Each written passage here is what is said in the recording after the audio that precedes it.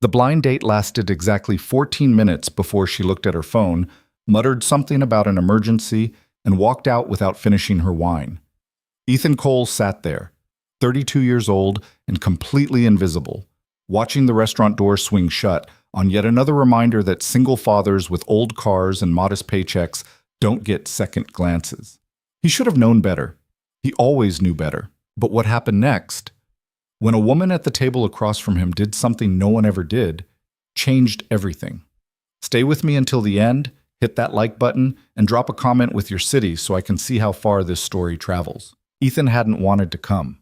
That was the truth he kept circling back to as he sat alone at a table for two, watching condensation slide down the side of a water glass he hadn't touched. The restaurant was nice, too nice probably. Exposed brick walls, Edison bulbs hanging from black iron fixtures.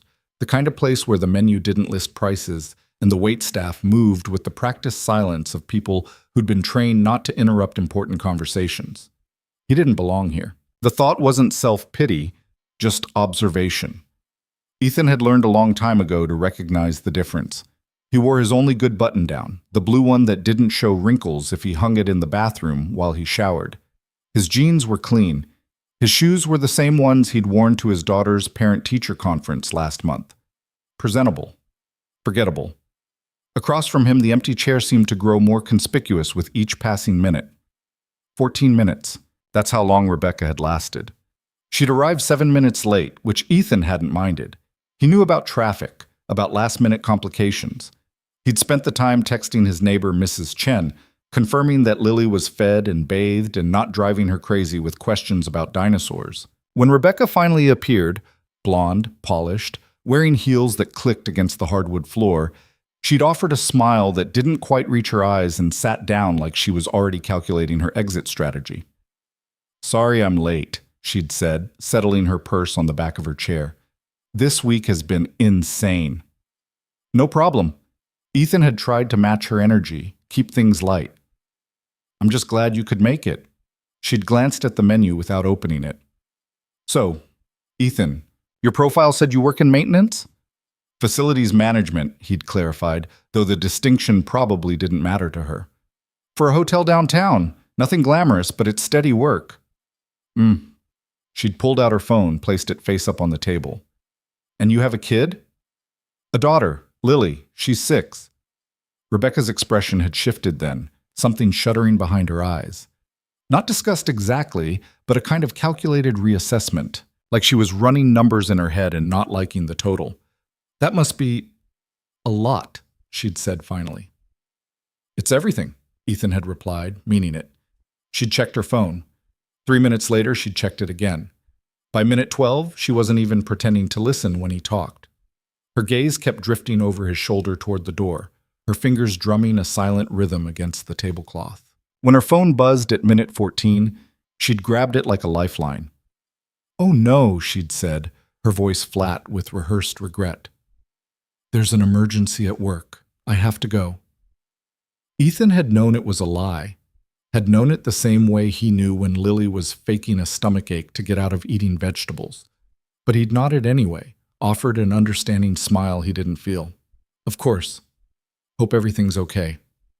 Rebecca had already been standing, already reaching for her purse. "Yeah, thanks.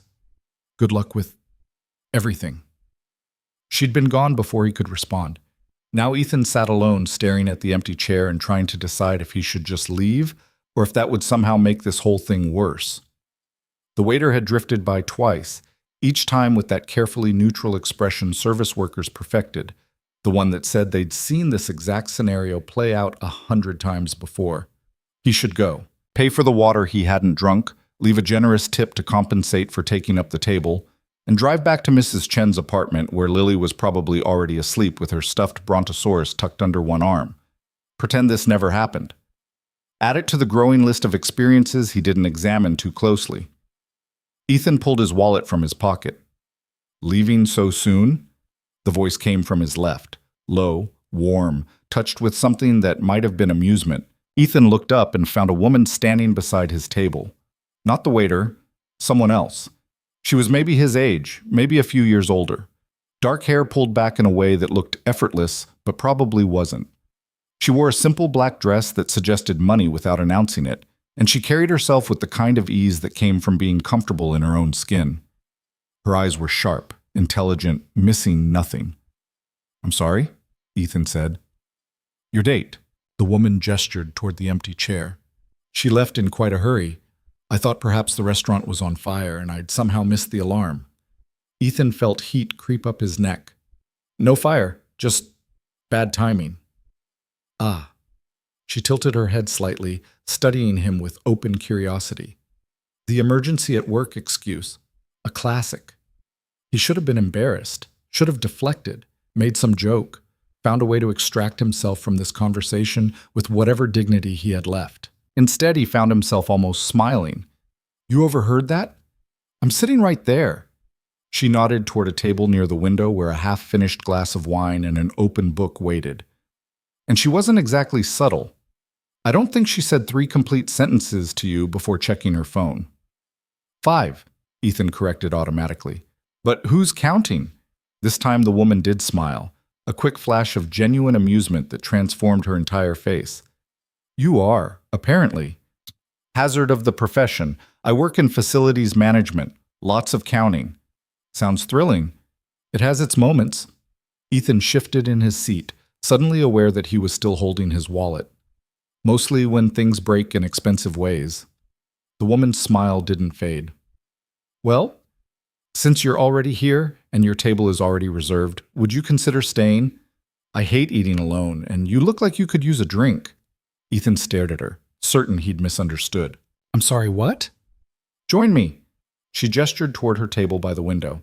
"Unless you have somewhere else to be."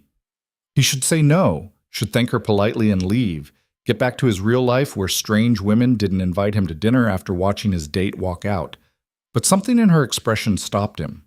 A directness, an absence of pity. She wasn't offering charity. She was offering something else. Curiosity, maybe. Or just simple human kindness. "I don't even know your name," Ethan said. "Adriana." She extended her hand. "Adriana Hale." Her grip was firm, confident. Ethan shook it, still processing. "Ethan Cole." "Well, Ethan Cole." Adriana's eyes held his. "What do you say? One drink? One conversation? No emergencies required." He thought about Lily, asleep by now, safe with Mrs. Chen. Thought about his empty apartment waiting. Thought about Rebecca's dismissive glance and the way she'd looked through him like he was furniture. "One drink," Ethan heard himself say. Adriana's smile widened. "Excellent decision." Her table by the window had a better view of the street, late evening Portland, rain just starting to mist against the glass, streetlights reflecting in puddles. Adriana settled into her chair with the unselfconscious grace of someone who belonged exactly where she was. Ethan sat across from her and immediately felt like an imposter. "So," she said, closing her book and setting it aside, "tell me about the emergency at work that wasn't actually an emergency at work." Ethan exhaled a laugh despite himself. "You don't waste time, do you? Life's too short for small talk about weather." She flagged down a waiter, a different one, who appeared instantly with the kind of attentiveness that suggested familiarity. "Could we get another glass, Marcus? And bring the Pinot we opened earlier." "Of course, Ms. Hale." Ethan caught the name, caught the waiter's deference, but didn't comment. Adriana didn't seem to notice, or didn't care. "Besides," she continued once Marcus had departed, "I already know the weather. It's Portland. It's raining. This is not newsworthy information." "Fair point." Ethan leaned back in his chair, trying to match her ease. "Okay, no small talk. What do you want to know?" "Why you looked relieved when she left?" The observation caught him off guard. "I didn't." "You did." Adriana's tone was matter-of-fact, not unkind. "For about 3 seconds after she walked out, you just sat there. And you looked lighter. Like you'd been holding your breath and finally remembered you could exhale." Ethan opened his mouth to deny it, then closed it again. Because she was right. He had felt relief. Under the humiliation and disappointment, there'd been a small, guilty sense of liberation. "She wasn't interested," he said finally. "And I knew it about 30 seconds after she sat down. So yeah, maybe I was relieved I didn't have to keep pretending for another hour." "Pretending what?" that I had a chance. The words came out more honest than he'd intended. Adriana didn't react with sympathy or awkward reassurance. She just nodded, like he'd confirmed something she'd already suspected. Because you're a single father who works in maintenance, she said. Facilities management, Ethan corrected again, then shook his head. But yeah, basically, I'm not exactly a catch on paper. Who writes these papers? I'd like to have a word with them. Marcus returned with the wine, poured 2 glasses with practiced precision, and disappeared again. Adriana picked up hers, swirled it gently. Here's what I saw, she said. A man who showed up on time, dressed well, and waited patiently even though his date was late. Who tried to make conversation despite obvious disinterest from the other party. Who stayed polite when he had every right to be irritated. Those things don't show up on paper, but they matter more. Ethan picked up his own glass, not sure what to do with the compliment. You got all that from watching me sit alone for 14 minutes? I'm observant. Adriana took a sip of wine, her eyes never leaving his face. And I've sat through enough tedious dinners to recognize when someone's trying too hard versus when someone's just being decent. Which one was I? Decent. She set her glass down. Definitely decent. Something in her tone made him study her more carefully. There was a weariness there, subtle but present, like someone who'd learned to expect performance instead of authenticity. Sounds like you've had some bad experiences yourself, Ethan ventured. You could say that.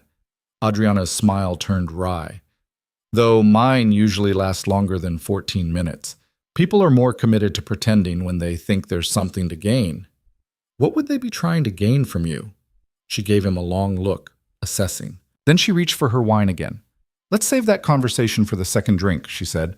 First drink is for safer territory. What counts as safer territory? Tell me about your daughter. The request surprised him.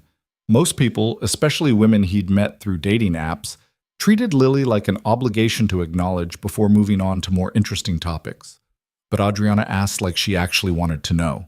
Her name's Lily, Ethan said, and felt the usual warmth that came with talking about her. She's 6. Obsessed with dinosaurs, specifically the herbivores. She has very strong opinions about the superiority of the brontosaurus. Smart kid.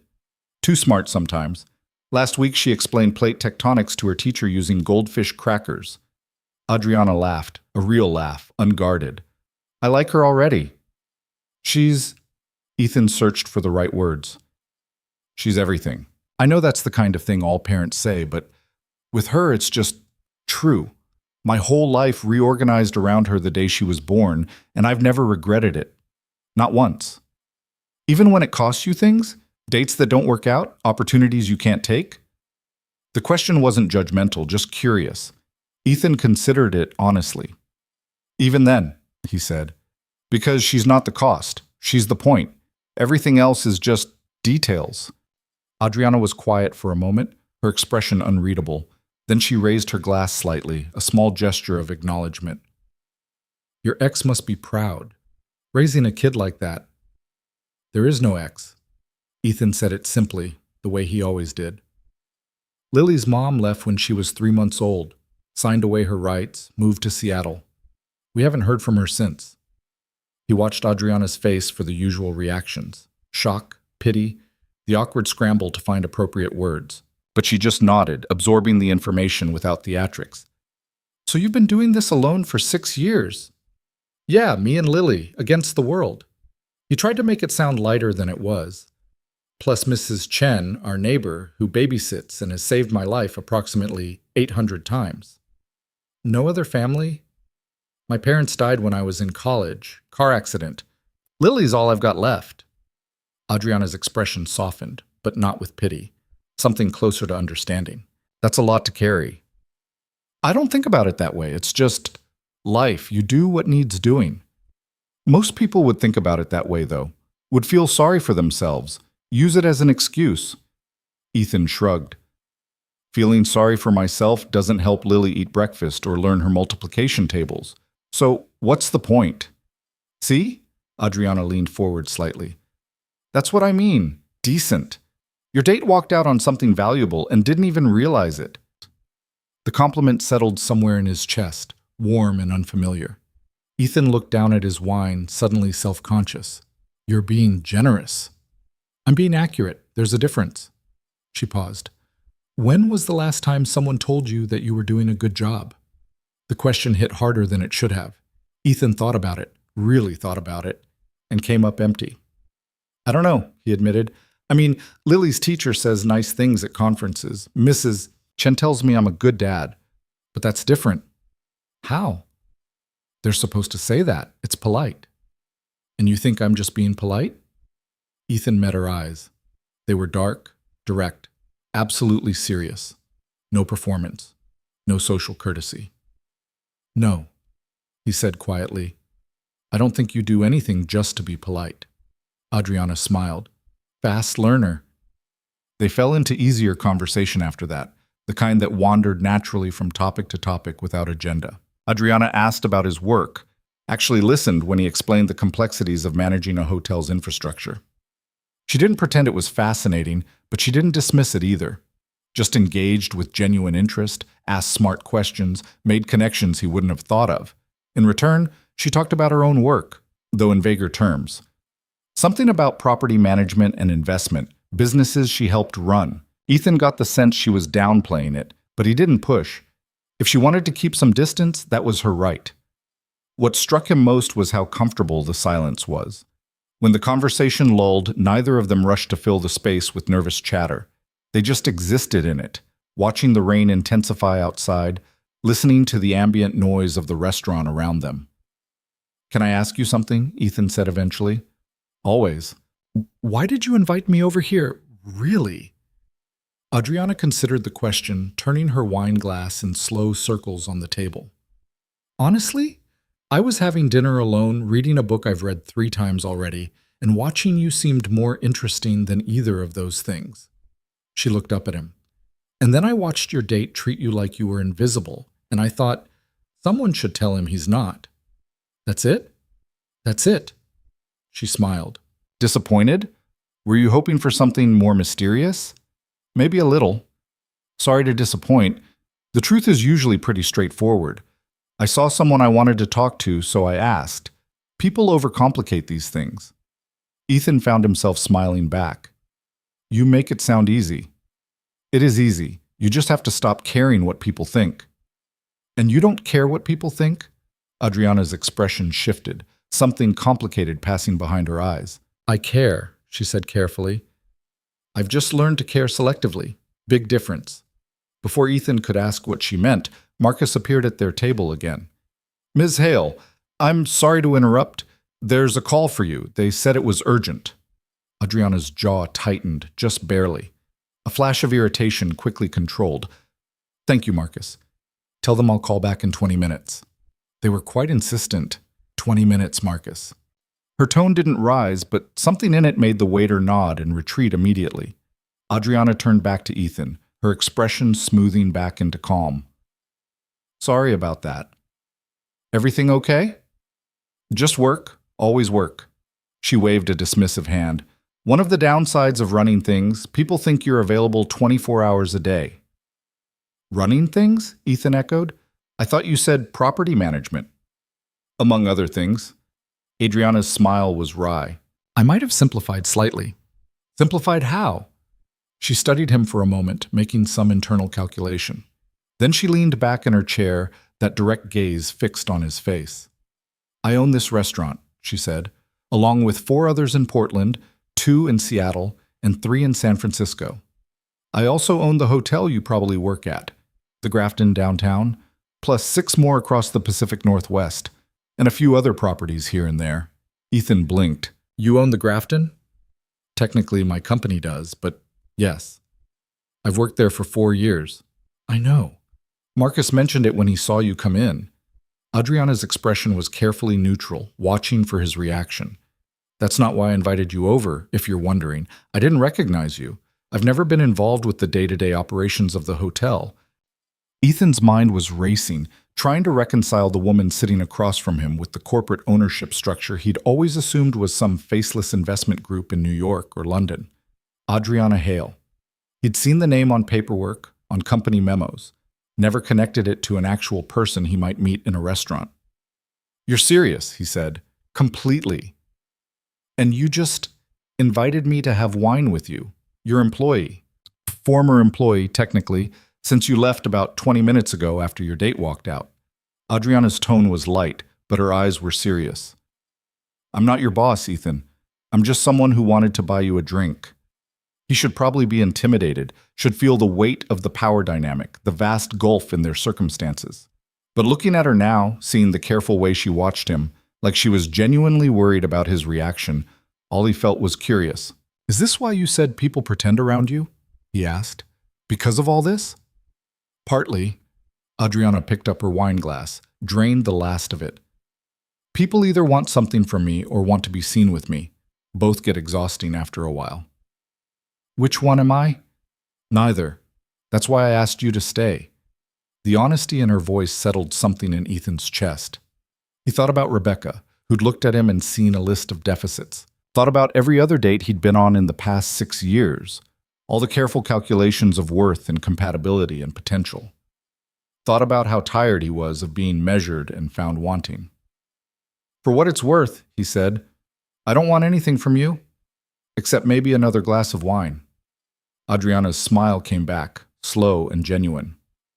I think I can manage that. She signaled Marcus, who appeared with the bottle and refilled both their glasses. This time when he left, Adriana didn't look quite so tense. So, Ethan said, settling back into his chair, you own hotels and restaurants. What else are you hiding? Nothing terribly exciting, some commercial real estate, a few tech investments that somehow haven't imploded yet. The usual portfolio. The usual portfolio, Ethan repeated, shaking his head. Right, because that's a thing normal people say. I'm not normal people, Ethan. We've established this. Yeah, we have. He took a sip of wine, studying her over the rim of his glass. So what's someone like you doing having dinner alone on a Thursday night? Same thing you were doing, trying. Trying what? To be something other than my job. To have a conversation that isn't about quarterly projections or market strategies. To remember what it feels like to just exist as a person instead of a portfolio. She paused. Though I'm usually better at faking the work-life balance thing. Tonight I gave up and brought the book. Ethan glanced at the volume on the table. Some dense-looking hardcover about economic theory. That's your idea of escape reading? I have eclectic tastes. You have terrible tastes. Adriana laughed, surprised. Excuse me? Nobody reads that for fun. That's the kind of book you read because you think you should, not because you want to. And what should I be reading, according to you? Ethan thought about the stack of picture books on Lily's nightstand, the novels he never had time for anymore. I don't know. Something with a story? Characters you care about, an ending that means something. Sounds nice, Adriana said, and there was something wistful in her tone. I'll add it to the list. What list? Things I'll get to eventually, when there's time. Is there ever time? She looked at him, and for a moment the sophisticated mask slipped. What he saw underneath was tired, real, human. No, she admitted. There's never time, but I keep telling myself there will be. Ethan understood that. The endless postponement of living, the belief that someday things would slow down enough to breathe. He'd been doing the same thing for 6 years, telling himself that when Lily was older, when work was more stable, when he had more money saved, then he'd figure out how to be something other than just her dad. We're quite a pair, he said. You with your empire and me with my maintenance requests, both of us eating dinner alone on a Thursday. Not anymore, Adriana pointed out. Tonight we're eating together. Tonight we're drinking together. I don't think either of us has actually eaten anything. Details. But she flagged down Marcus again, ordered food without consulting the menu. When Ethan started to protest, she cut him off. Please, you've already let me monopolize your evening. The least I can do is feed you. The meal appeared in courses, small, elegant, the kind of food that tasted better than it looked. They ate slowly, talking between bites. Adriana asked more about Lily, and Ethan found himself telling stories he rarely shared. The time Lily had corrected her kindergarten teacher's pronunciation of pterodactyl. The way she sang herself to sleep with made-up songs about stegosauruses. How she'd once asked if heaven had dinosaurs, and then, when he'd fumbled for an answer, decided it must, because otherwise what was the point? Adriana listened to all of it, asked questions that showed she was actually paying attention. And when she talked about her own life, she dropped the corporate speak, told him about the first restaurant she'd bought, barely 25, and terrified she'd lose everything. About the mentor who died before seeing her succeed, about the loneliness of being successful in ways that made other people uncomfortable. People assume wealth solves everything, she said at one point, pushing food around her plate. And it solves a lot. I won't pretend otherwise. But it doesn't solve the part where you can't tell if someone likes you or likes what you represent. Doesn't fix the fact that every relationship becomes a calculation. Is that what this is? Ethan asked. A calculation? Adriana looked up, met his eyes directly. No, this is the first honest conversation I've had in months, maybe longer. Why? Because you don't need anything from me. You didn't even know who I was. You're just here because I asked and you said yes. She paused. Do you know how rare that is? Ethan thought about it, about Rebecca walking out, about every match on every dating app who'd lost interest the moment he mentioned Lily, about the careful distance most people kept. Yeah, he said quietly. I think I do. They stayed until the restaurant started closing down around them. Marcus discreetly cleared nearby tables, reset them for tomorrow. Other diners filtered out into the rainy night. Eventually, Adriana glanced at her watch and sighed. I should probably deal with that urgent call from 2 hours ago. Probably. Ethan started to reach for his wallet. But Adriana stopped him with a look. Don't even think about it. I can pay for my own dinner. I know you can, but this is my restaurant, Ethan, literally, and you're my guest. Please just let me do this. There was something in her voice, not charity, just simple generosity. Ethan nodded, tucked his wallet away. They walked to the door together, stepping out into the cool Portland rain. The street was quiet, slick with water, reflecting the glow of streetlights. Adriana pulled a sleek black umbrella from her bag, opened it with a smooth motion. Thank you, Ethan said. For tonight. For seeing me, I guess. Thank you for staying, Adriana smiled. And for being exactly who you are. No performance, no pretending. I'm not sure I know how to pretend anymore. Good. Don't learn. They stood there for a moment, the rain drumming against the umbrella, the space between them charged with something neither of them named. Ethan knew he should leave, should walk to his car, drive back to his real life, treat this like the strange, unexpected gift it was. But he didn't move. Ethan? Adriana's voice was soft. Yeah? Would you want to do this again? His heart did something complicated in his chest. Do what again? Have dinner? Talk? Any of it, all of it. She shifted the umbrella slightly, rain misting against his shoulder. I know this is complicated. I know there are reasons why this doesn't make sense, but I'd like to see you again, if you want. Ethan thought about Lily, about Mrs. Chen's knowing looks when he came home from failed dates, thought about his cramped apartment and his sensible car and the careful, modest life he'd built. Thought about the enormous gap between his world and Adriana's, all the ways this could go wrong. Then he thought about the way she'd looked at him tonight, really looked, really seen, the way she'd made him feel like he mattered, like he was worth someone's time and attention. I want, he said. Adriana's smile was bright enough to compete with the streetlights. Good, give me your phone. He handed it over, watched her type in her number with quick efficiency. When she gave it back, her contact was listed simply as Adriana. Text me, she said, or call. Whichever works. We'll figure out the rest as we go. Okay. She stepped back, the umbrella creating more space between them. Good night, Ethan. Good night, Adriana. He watched her walk to a black car parked at the curb, watched the driver, where had he come from, opened the door for her. She paused before getting in, looked back over her shoulder. Ethan? Yeah? Your date was an idiot. Then she was gone, the car pulling smoothly into traffic and disappearing around the corner. Ethan stood there in the rain for another minute, his phone warm in his hand, trying to process what had just happened. Then he walked to his own car, a 10-year-old Honda with a passenger door that stuck, and drove home through the wet Portland streets, his mind already composing the text he'd send later. already imagining what came next.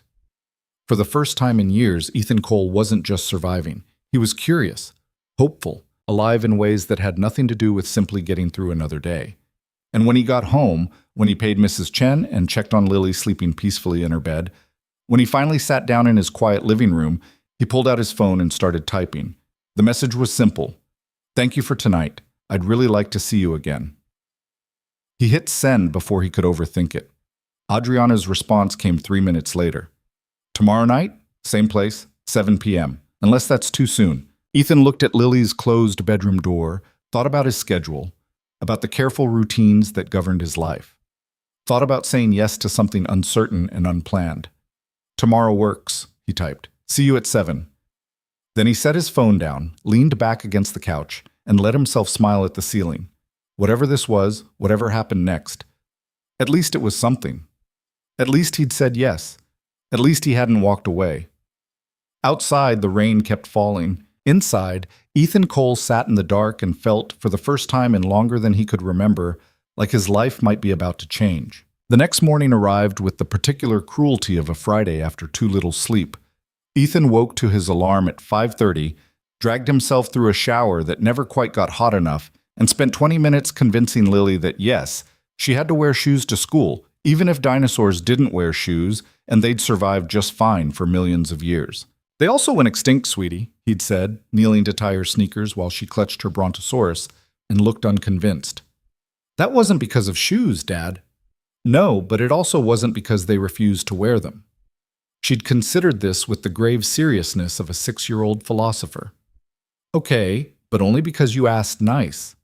Now, 3 hours into his shift at the Grafton, Ethan stood in the basement mechanical room listening to the ancient boiler make sounds that definitely weren't in the manual. His phone sat heavy in his pocket, Adriana's contact information burning a hole through the fabric. He'd checked it approximately 15 times since arriving at work, as if the messages from last night might have somehow vanished or revealed themselves to be some elaborate dream.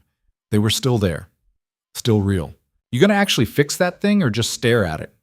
Ethan turned to find Marcus Chen, no relation to Mrs. Chen, though Ethan had made that joke exactly once before Marcus had shut it down with a look, standing in the doorway. Marcus was the head of housekeeping, 50-something, permanently unimpressed by everything, and one of the few people at the Grafton who treated Ethan like an actual human being instead of just the guy who fixed toilets. "I'm diagnosing," Ethan said. "You're procrastinating."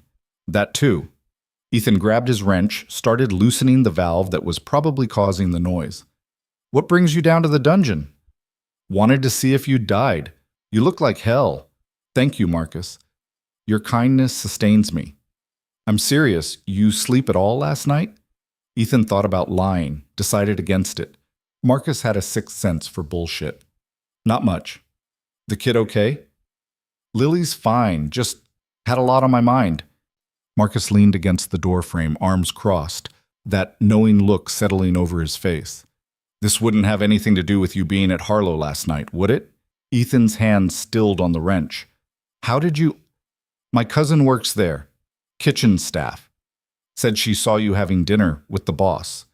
Marcus's expression shifted into something that might have been amusement. "Want to tell me about that?" "There's nothing to tell." "Right. Because you regularly have multi-hour dinners with Adriana Hale. That's just a normal Thursday for Ethan Cole." "It wasn't. We just talked. That's all." "Uh-huh." Marcus studied him with the same intensity he probably used to spot missed dirt in hotel rooms. "You know who she is, right? Like, really? No?" "She owns the restaurant and this hotel, and apparently half of Portland." "More than half. And it's not just Portland." Marcus pushed off the doorframe, walked closer. "Look, I'm not telling you what to do, but Adriana Hale doesn't have casual dinners with people. She doesn't have casual anything, so if she's paying attention to you, there's a reason." Something defensive sparked in Ethan's chest. Maybe she just wanted company. Maybe. Or maybe she saw something she liked and decided to pursue it. Marcus's tone wasn't unkind, just matter of fact. "Either way, you should know what you're getting into. That woman's life is complicated in ways you and I can't even imagine."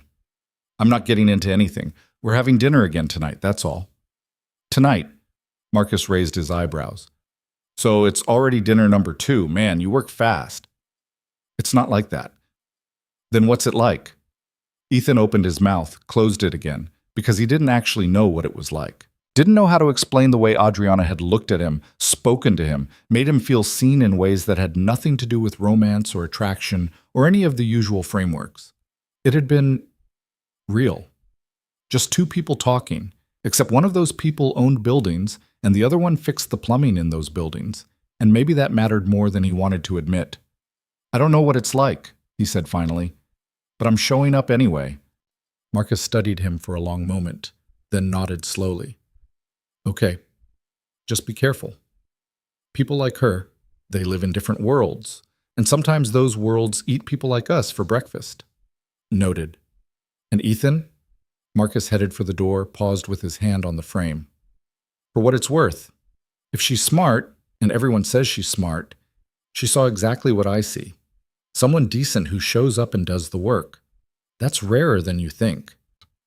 Then he was gone, leaving Ethan alone with the boiler and his thoughts, and the uncomfortable awareness that everyone seemed to have opinions about something that had barely started. The rest of the day crawled by with excruciating slowness. Every minute felt like 10. Ethan fixed a leaking pipe on the 3rd floor, replaced faulty wiring in one of the conference rooms, and spent an hour on the phone with a supplier about parts that should have arrived 2 weeks ago. Normal work. Normal day. Except his mind kept drifting to 7 o'clock, to Harlow, to Adriana. At 4:30, his supervisor stopped by the maintenance office. Cole, got a minute? James Brennan was 45, balding, and perpetually stressed about budgets. He treated facilities management like a military operation and expected everyone under him to fall in line without question. Ethan had learned to navigate his moods the way sailors learn to read weather, carefully, with lots of room for error. What's up? Ethan asked, setting down the work order he'd been reviewing. Got a request from upstairs. They want you to do a walkthrough of the executive offices tomorrow. Check all the systems, make sure everything's running smooth before the quarterly board meeting next week. Tomorrow's Saturday. Yeah, time and a half. Should only take a few hours. Ethan thought about his weekends, the careful routines he'd built with Lily. Saturday mornings were their time. Pancakes, cartoons, the park if weather permitted. But time and a half would help with the credit card bill that had been creeping higher despite his best efforts. What time? He asked. 8 a.m. Building should be empty. Just you and security. Okay, I'll be there. Brennan nodded, already turning away. Good man. Oh, and Cole? Whatever you do up there, don't touch anything on the desks. Last guy rearranged some executive's paperwork and nearly got fired. Wouldn't dream of it. After Brennan left, Ethan pulled out his phone and texted Mrs. Chen. Any chance you could watch Lily tomorrow morning? Work thing. We'll pay extra. The response came quickly. Of course. She can help me make dumplings. No extra payment needed. You're a lifesaver, I know. Now stop texting me and go do your job. Ethan smiled at that, pocketed his phone, and tried to focus on the remaining hours of his shift. But his mind kept wandering. To tonight. To Adriana.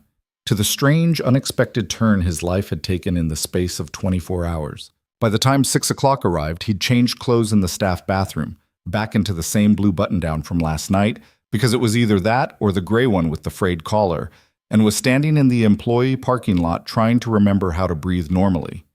His phone buzzed. Adriana. Running about 15 minutes late, client call went long. Order whatever you want, I'll find you. Ethan stared at the message, at the casual assumption that he'd just walk into an upscale restaurant alone and order dinner while waiting for the owner to show up. The old instinct to defer, to wait in his car until she arrived, rose up strong. But he thought about what she'd said last night, about being honest, about not pretending, and forced himself to start walking. Harlow looked different in the early evening light. Still elegant, still slightly intimidating, but more familiar now. The host recognized him immediately.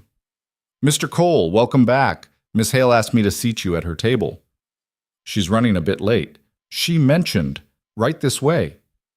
The same table by the window, the same view of the street now lit by the golden hour sun cutting through Portland's perpetual clouds. Ethan sat down, accepted a menu he had no intention of opening, and tried not to look like he was completely out of his depth. A different waiter appeared, younger than Marcus, but with the same professional polish. Can I get you started with something to drink? Just water for now, thank you. Of course.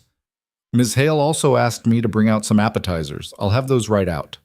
Before Ethan could protest, the waiter had vanished. 3 minutes later, a plate of something that looked too artistic to eat appeared on the table. Ethan stared at it, trying to identify the components, and decided not to touch anything until Adriana arrived. He lasted about 5 minutes before curiosity won, and he tried one of the small decorated items. It tasted like the ocean and butter and something he couldn't name. Probably cost more than his lunch for the week. Worth the risk? Adriana's voice came from behind him. Ethan turned to find her approaching the table, and for a second his brain stuttered to a complete stop. She wore different clothes than yesterday, deep green that made her eyes stand out, simpler cut, but somehow more striking, and moved through the restaurant like she owned it. Which, he reminded himself, she literally did.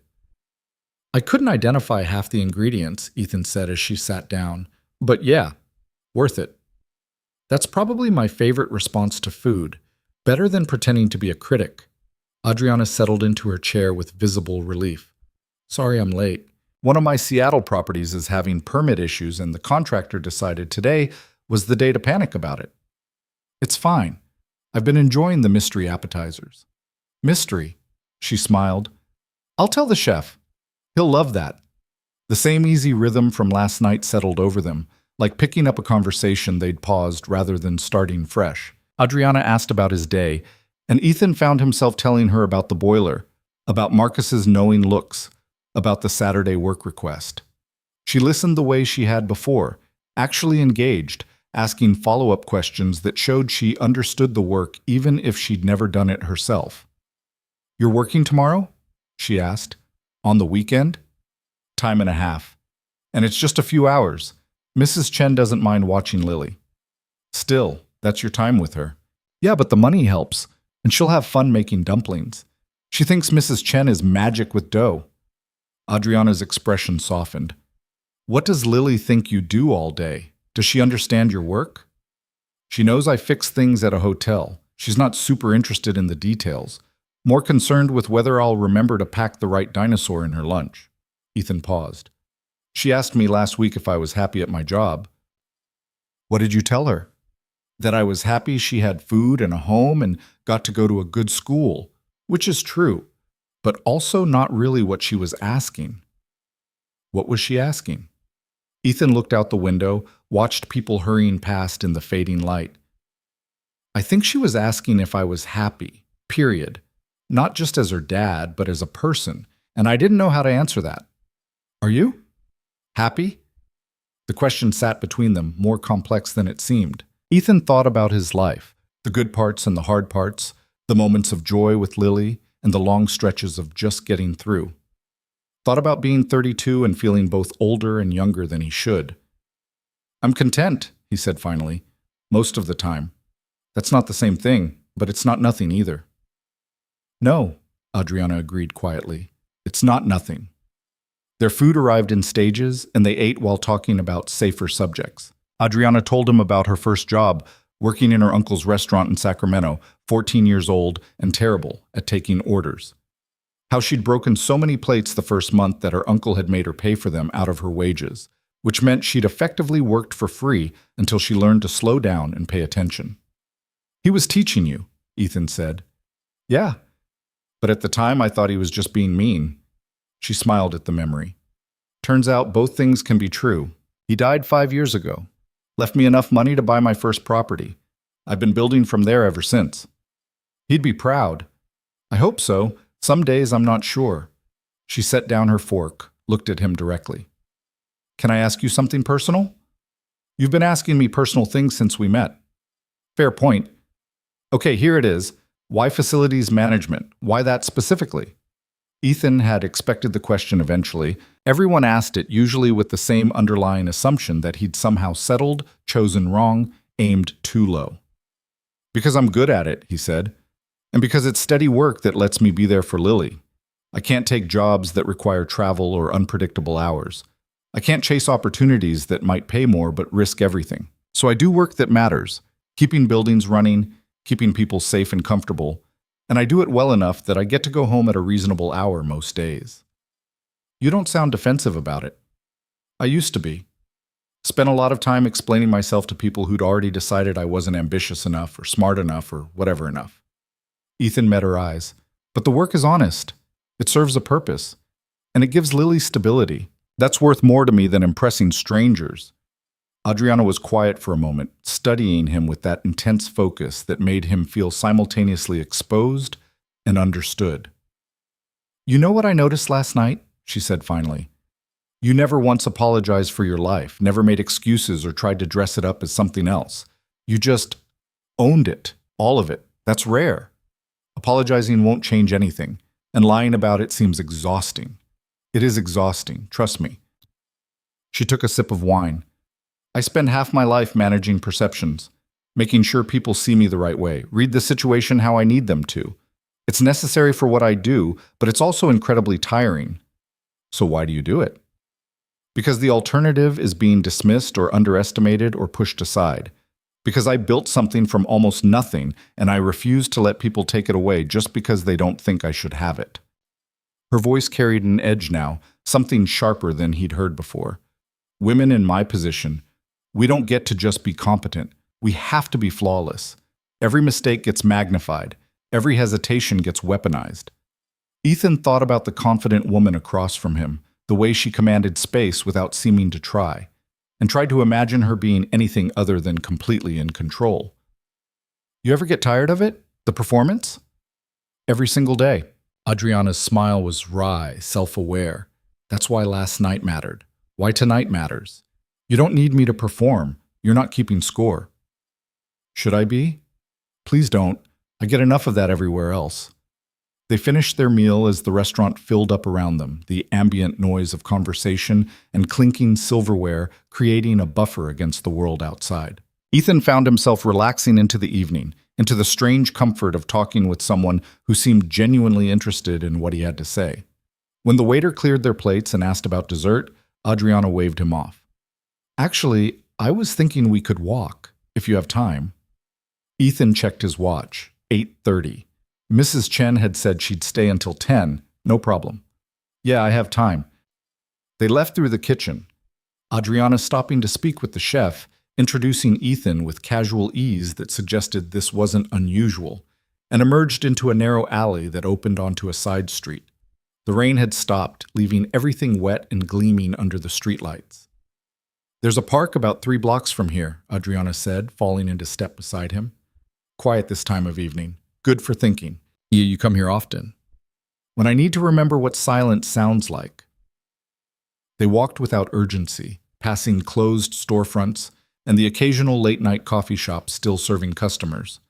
Adriana had changed into flat shoes at some point. Ethan hadn't noticed when, and moved with the easy stride of someone used to walking cities. "Tell me about Lily's mom," she said after a while. Ethan had expected this question too, though he'd hoped to avoid it a bit longer. "Not much to tell. We met in college, got pregnant accidentally. She was 20, terrified, completely unprepared. I thought we could make it work. Thought if I just tried hard enough, was supportive enough, she'd find a way to adapt. But she didn't. No, she lasted 3 months after Lily was born. Then one day I came home from class and found a note.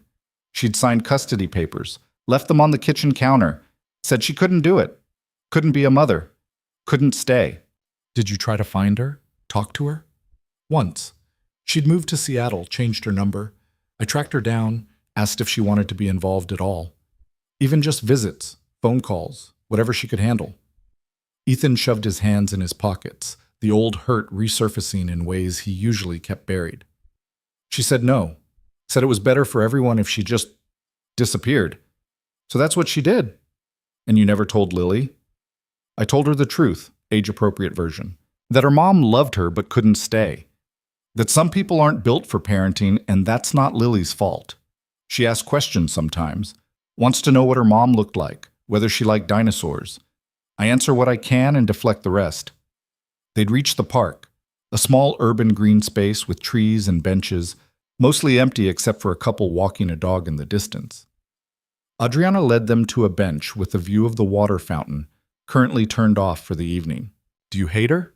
Adriana asked, sitting down. Lily's mom? Ethan considered the question honestly. I did. For a while. But hate takes energy I don't have. Now I don't think about her much. She made her choice, and I made mine. We're living with the consequences. Your consequence is a 6-year-old dinosaur expert who thinks brontosauruses are superior. Yeah, it could be worse. They sat in comfortable silence, watching shadows move through the trees. Somewhere in the distance, traffic hummed. A siren wailed briefly, then faded. Normal city sounds, somehow gentler in the dark. Can I tell you something? Adriana said quietly. Something I don't usually talk about. Of course. She took a breath, seemed to be choosing words carefully. I've been married, twice. Both times to men who seem perfect on paper. Smart, successful, ambitious. Both times it fell apart within 2 years. Ethan waited, didn't interrupt. The first one wanted a wife who'd be an asset to his career. Someone decorative who could host dinner parties and make him look good to investors. When I started my own business, started focusing on my own success instead of supporting his, he couldn't handle it. Said I was too independent, too driven, that I made him feel small. His problem, not yours.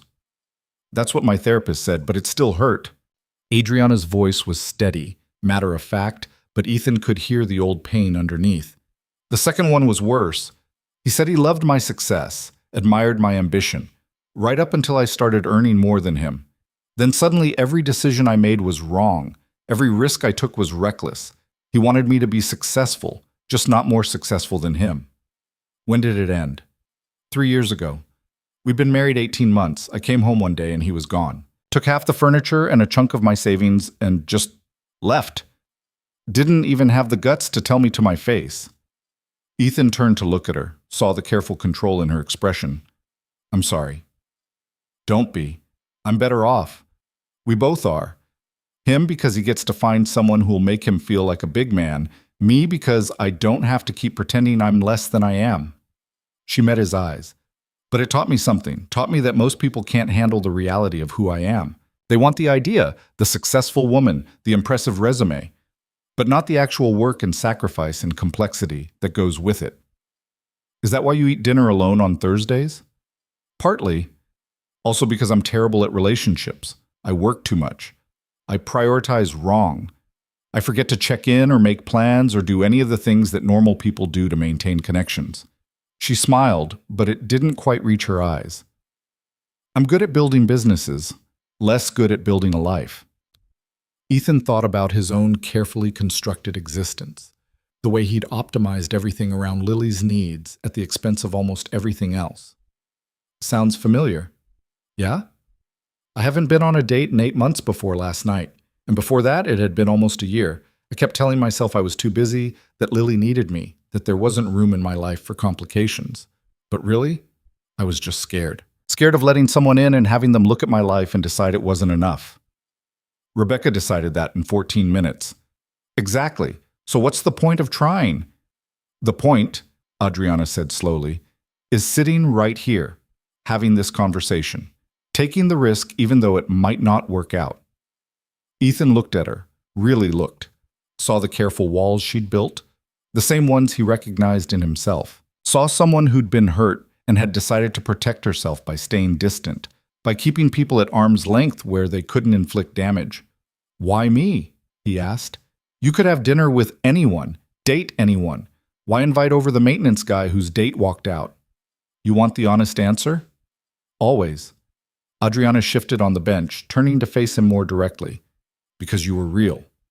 Because you weren't performing or calculating or trying to impress me. You were just there, genuine. And when I asked you to stay, you said yes without needing to know what you'd get out of it. Do you know how rare that is? People keep telling me that. Marcus said the same thing. Marcus from the restaurant? No, different Marcus, head of housekeeping at the Grafton. He warned me about you, actually. Adriana laughed, genuine, surprised. What did he say? That your life is complicated in ways I can't imagine. That your world might eat people like me for breakfast.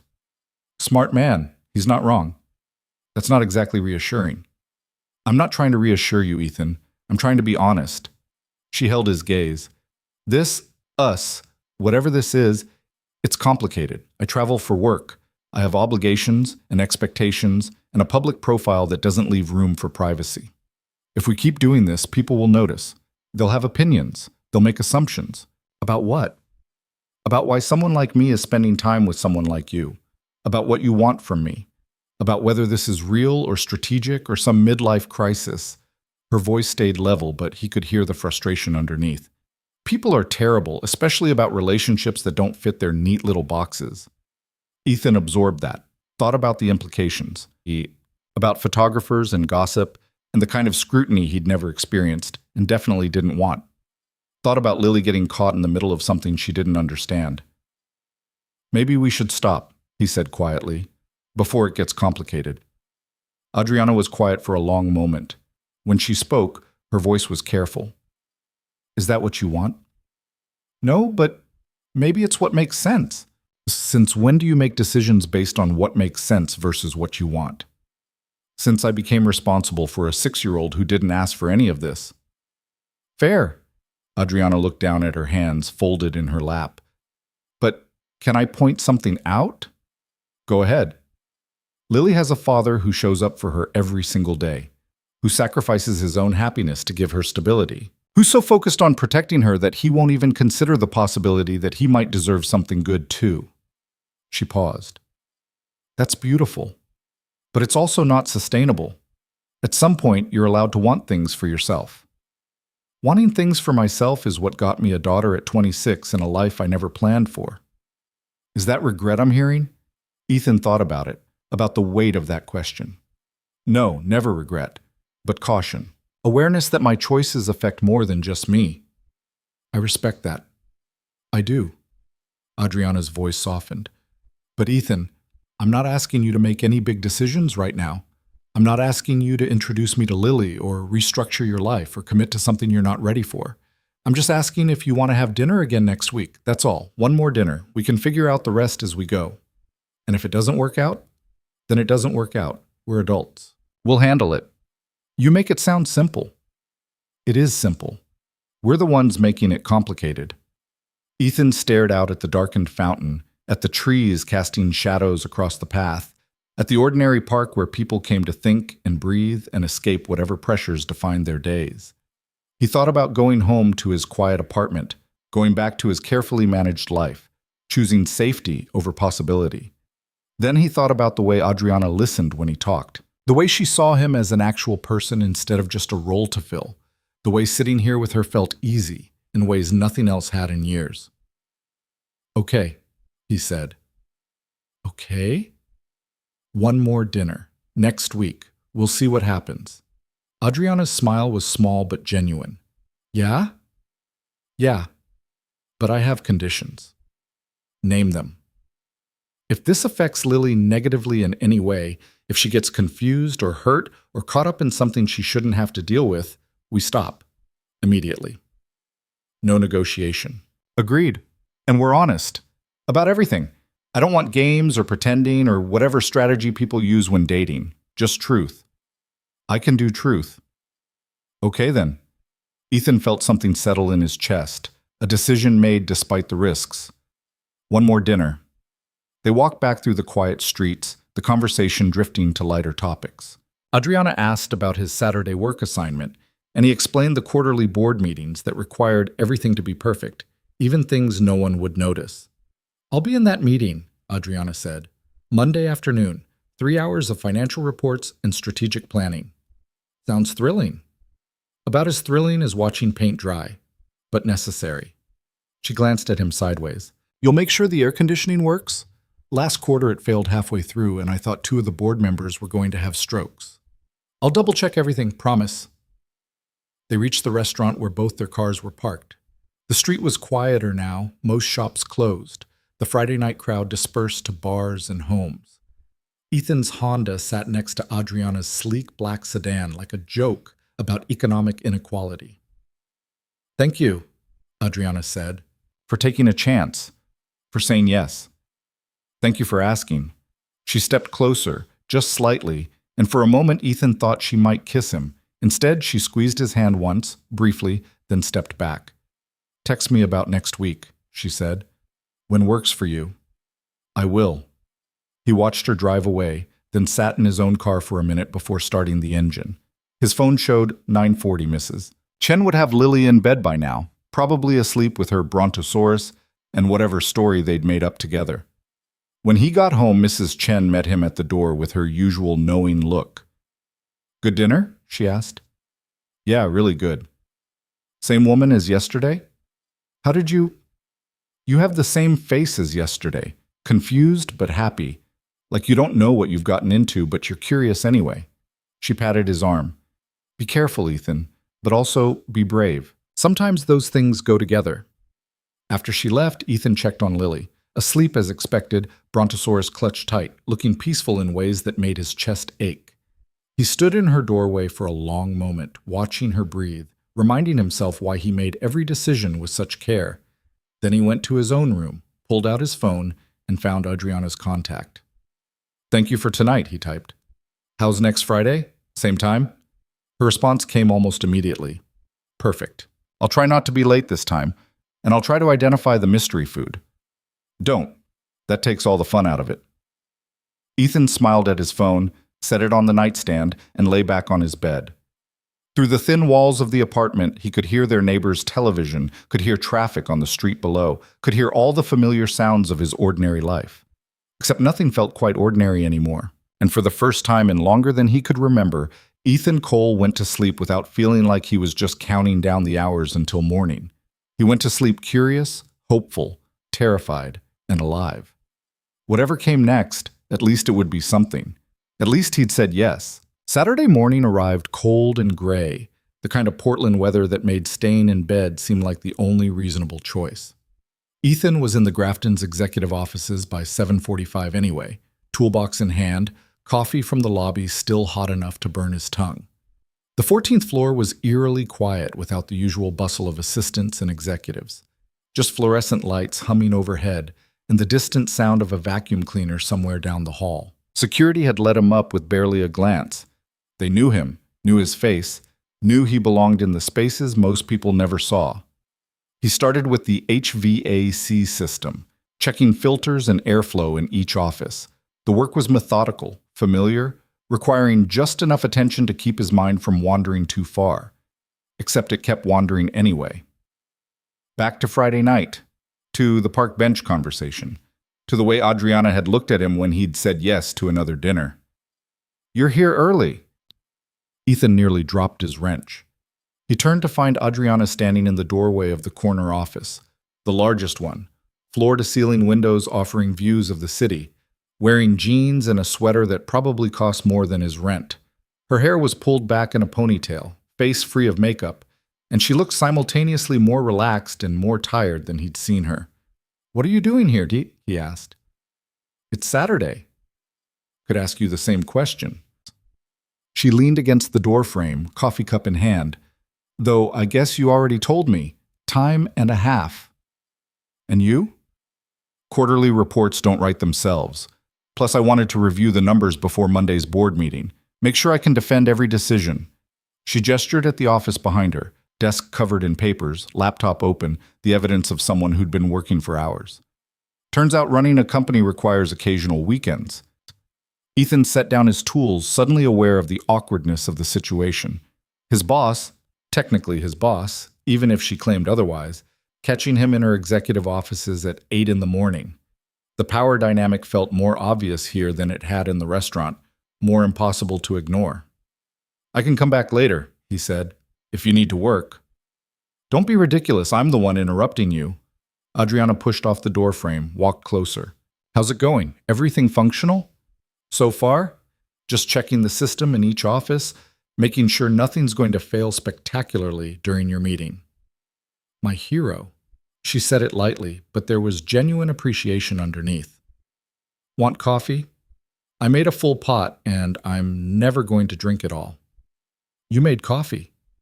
"I'm capable of operating a coffee maker, Ethan. I'm rich, not helpless." He followed her into the office, acutely aware that this was her space, the place where she made decisions that affected hundreds of employees, where she wielded the kind of power he could barely conceptualize. The desk was massive, the chairs expensive, the art on the walls the kind of abstract pieces that probably had meaning he'd never understand. But the coffee maker on the credenza was just a coffee maker, and the mug she handed him was just a mug. And when she poured for both of them, with the easy efficiency of someone who'd done it 1,000 times, she was just a person who'd gotten to work too early on a Saturday. "Milk and sugar are in the drawer," she said, settling into one of the chairs by the window. Not the one behind the desk, the visitor's chair, like she was a guest in her own office. "Help yourself." Ethan doctored his coffee, joined her by the window. Below them, Portland was waking up slowly. Cars on the street, a few early joggers, the city revealing itself in increments. "You do this often?" he asked. "Come in on weekends?" "More than I should, less than I used to." Adriana stared out at the view, her expression distant.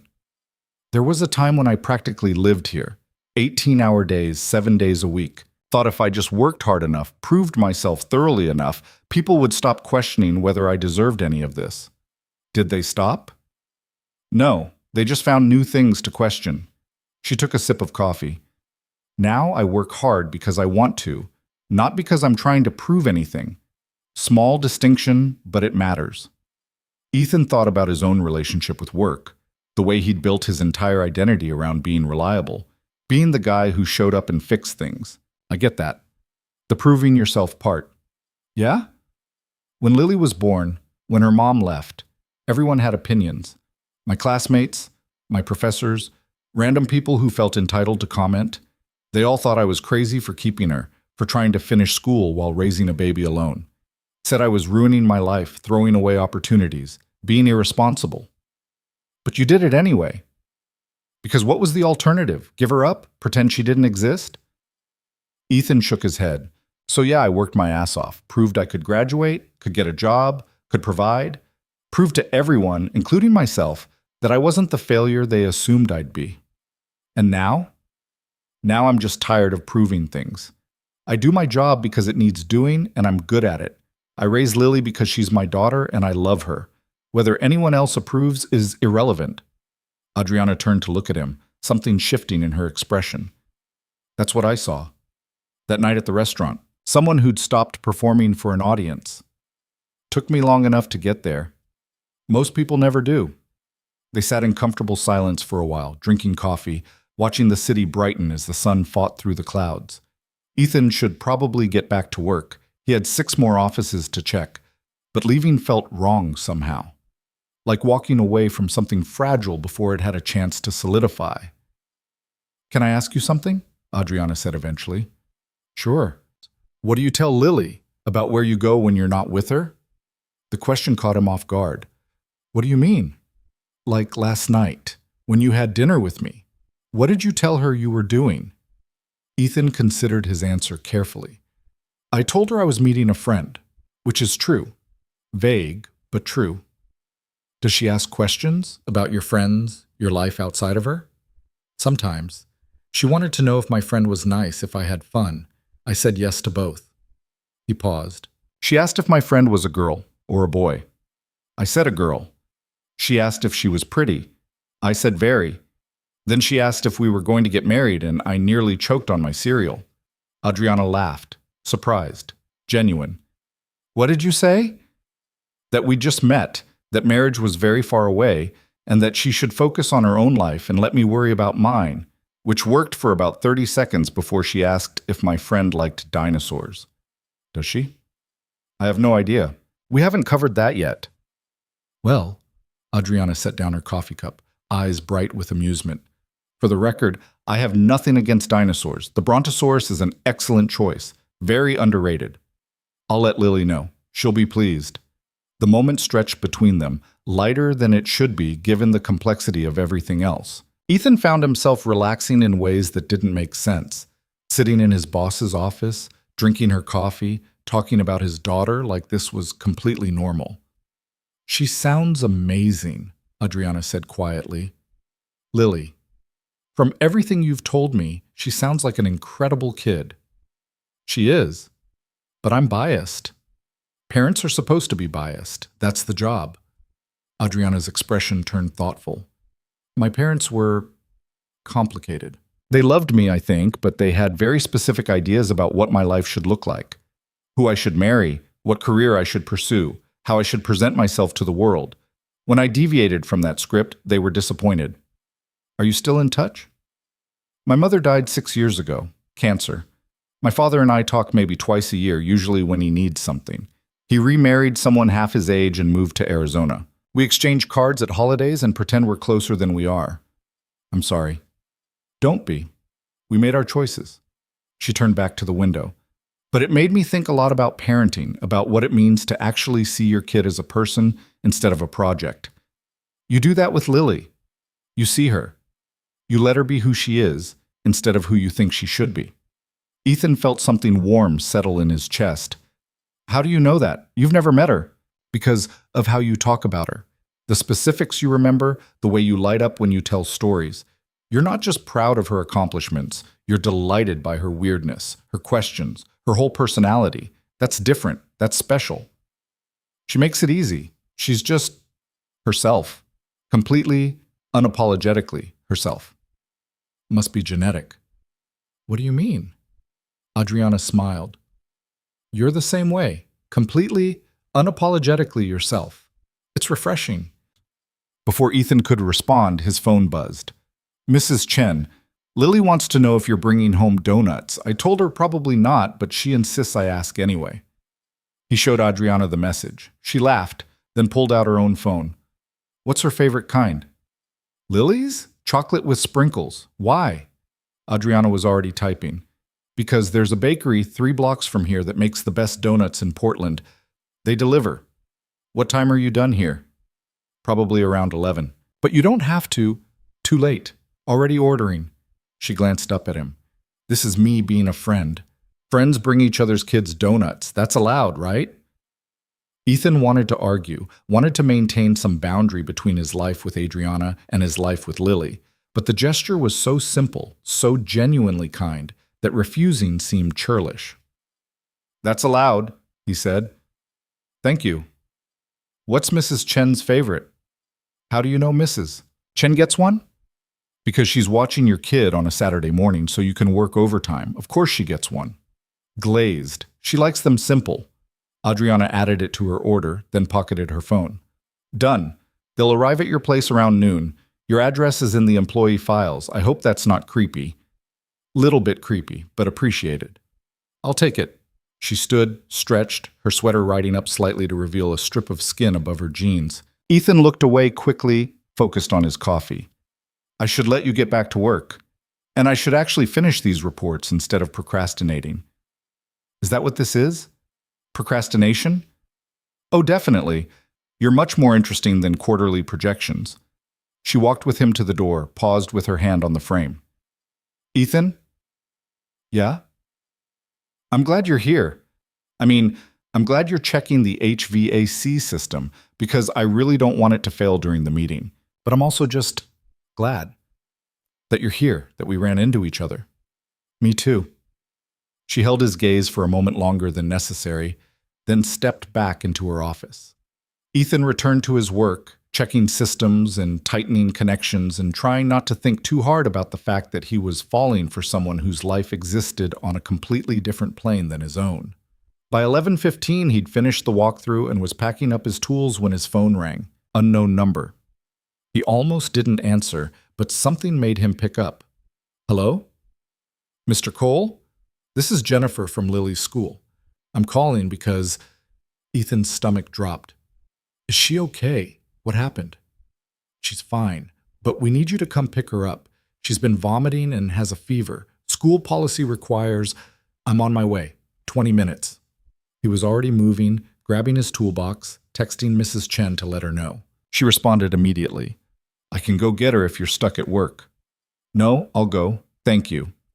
He made it to the elevator before remembering he should probably tell someone he was leaving. Pulled out his phone, started to text Brennan, then hesitated. Texted Adriana instead. Lily's sick. School called. Have to go. Her response came as the elevator doors opened. Go. Don't worry about anything else. Let me know if you need anything. The elementary school was across town, which meant 20 minutes in Saturday traffic that seemed determined to make him late. Ethan white-knuckled the steering wheel, ran 2 yellow lights, and tried not to imagine worst-case scenarios. Lily got sick sometimes. Every kid did. But it always triggered something primal in him, some deep fear that he'd fail her when she needed him most. He found her in the nurse's office, curled up on the vinyl couch with a bucket next to her and her brontosaurus clutched against her chest. Her face was flushed, her eyes glassy, and she looked so small and miserable that Ethan's heart cracked. "Hey, sweetheart." He knelt beside the couch, brushed hair back from her forehead. "I hear you're not feeling good." "My tummy hurts." Her voice was small, wavering. "And I threw up twice." "I know. It's okay. We're going home." "But we were supposed to do science. We were going to learn about volcanoes." "Volcanoes will still be there next week. Right now you need to rest." The nurse appeared with paperwork and instructions. Standard stomach bug, going around the school, keep her hydrated, call if the fever spikes above 102. Ethan signed everything, scooped Lily into his arms even though she was really getting too big for it, and carried her out to the car. She fell asleep on the drive home, head lolling against the car seat, brontosaurus falling from her grip.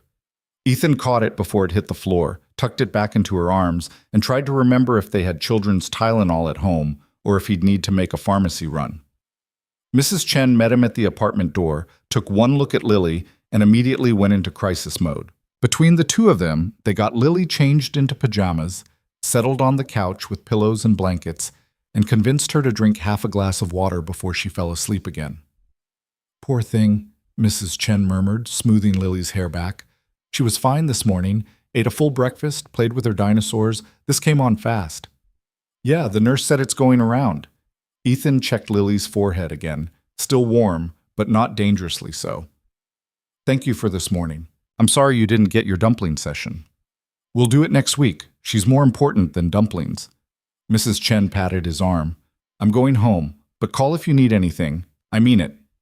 After she left, Ethan settled into the chair across from the couch, watching Lily sleep. Her breathing was steady, her color better than it had been at school. Probably just a 24-hour thing, probably fine by tomorrow. But he couldn't shake the low-level anxiety that came with being solely responsible for another human's well-being. His phone buzzed. "Adriana. How is she?" "Fever and upset stomach, sleeping now. Should be okay. You okay?" The question surprised him. Most people asked about Lily and forgot that he might also need checking on. "Yeah, just worried. Comes with the territory. Anything I can do?" Ethan thought about it, about what he could possibly need from someone who existed in boardrooms and quarterly reports. "Just keep texting. It's nice having someone to talk to while I'm keeping watch." "I can do that." So she did. Over the next few hours, while Lily slept and woke and slept again, while Ethan administered medicine and water and gentle reassurance, Adriana texted. Nothing important, nothing urgent. Just small observations about her day, questions about his, the kind of idle conversation that made the afternoon feel less lonely. At one point, Lily woke up looking more alert, asking if the donuts had arrived. Ethan had completely forgotten about them until he checked the hallway and found a box from Adriana's bakery sitting outside his door with a note. From a friend. "Feel better soon, Lily." He brought them inside, let Lily pick one even though he probably shouldn't before her stomach settled. She nibbled at the chocolate with sprinkles, managed to keep it down, and announced that Ethan's friend was very nice and also very smart, because these were the best donuts ever. "Yeah," Ethan said, watching her eat. "She's pretty great." "Is she your girlfriend?" "We're just friends, Lily." "But do you like her? Like her?"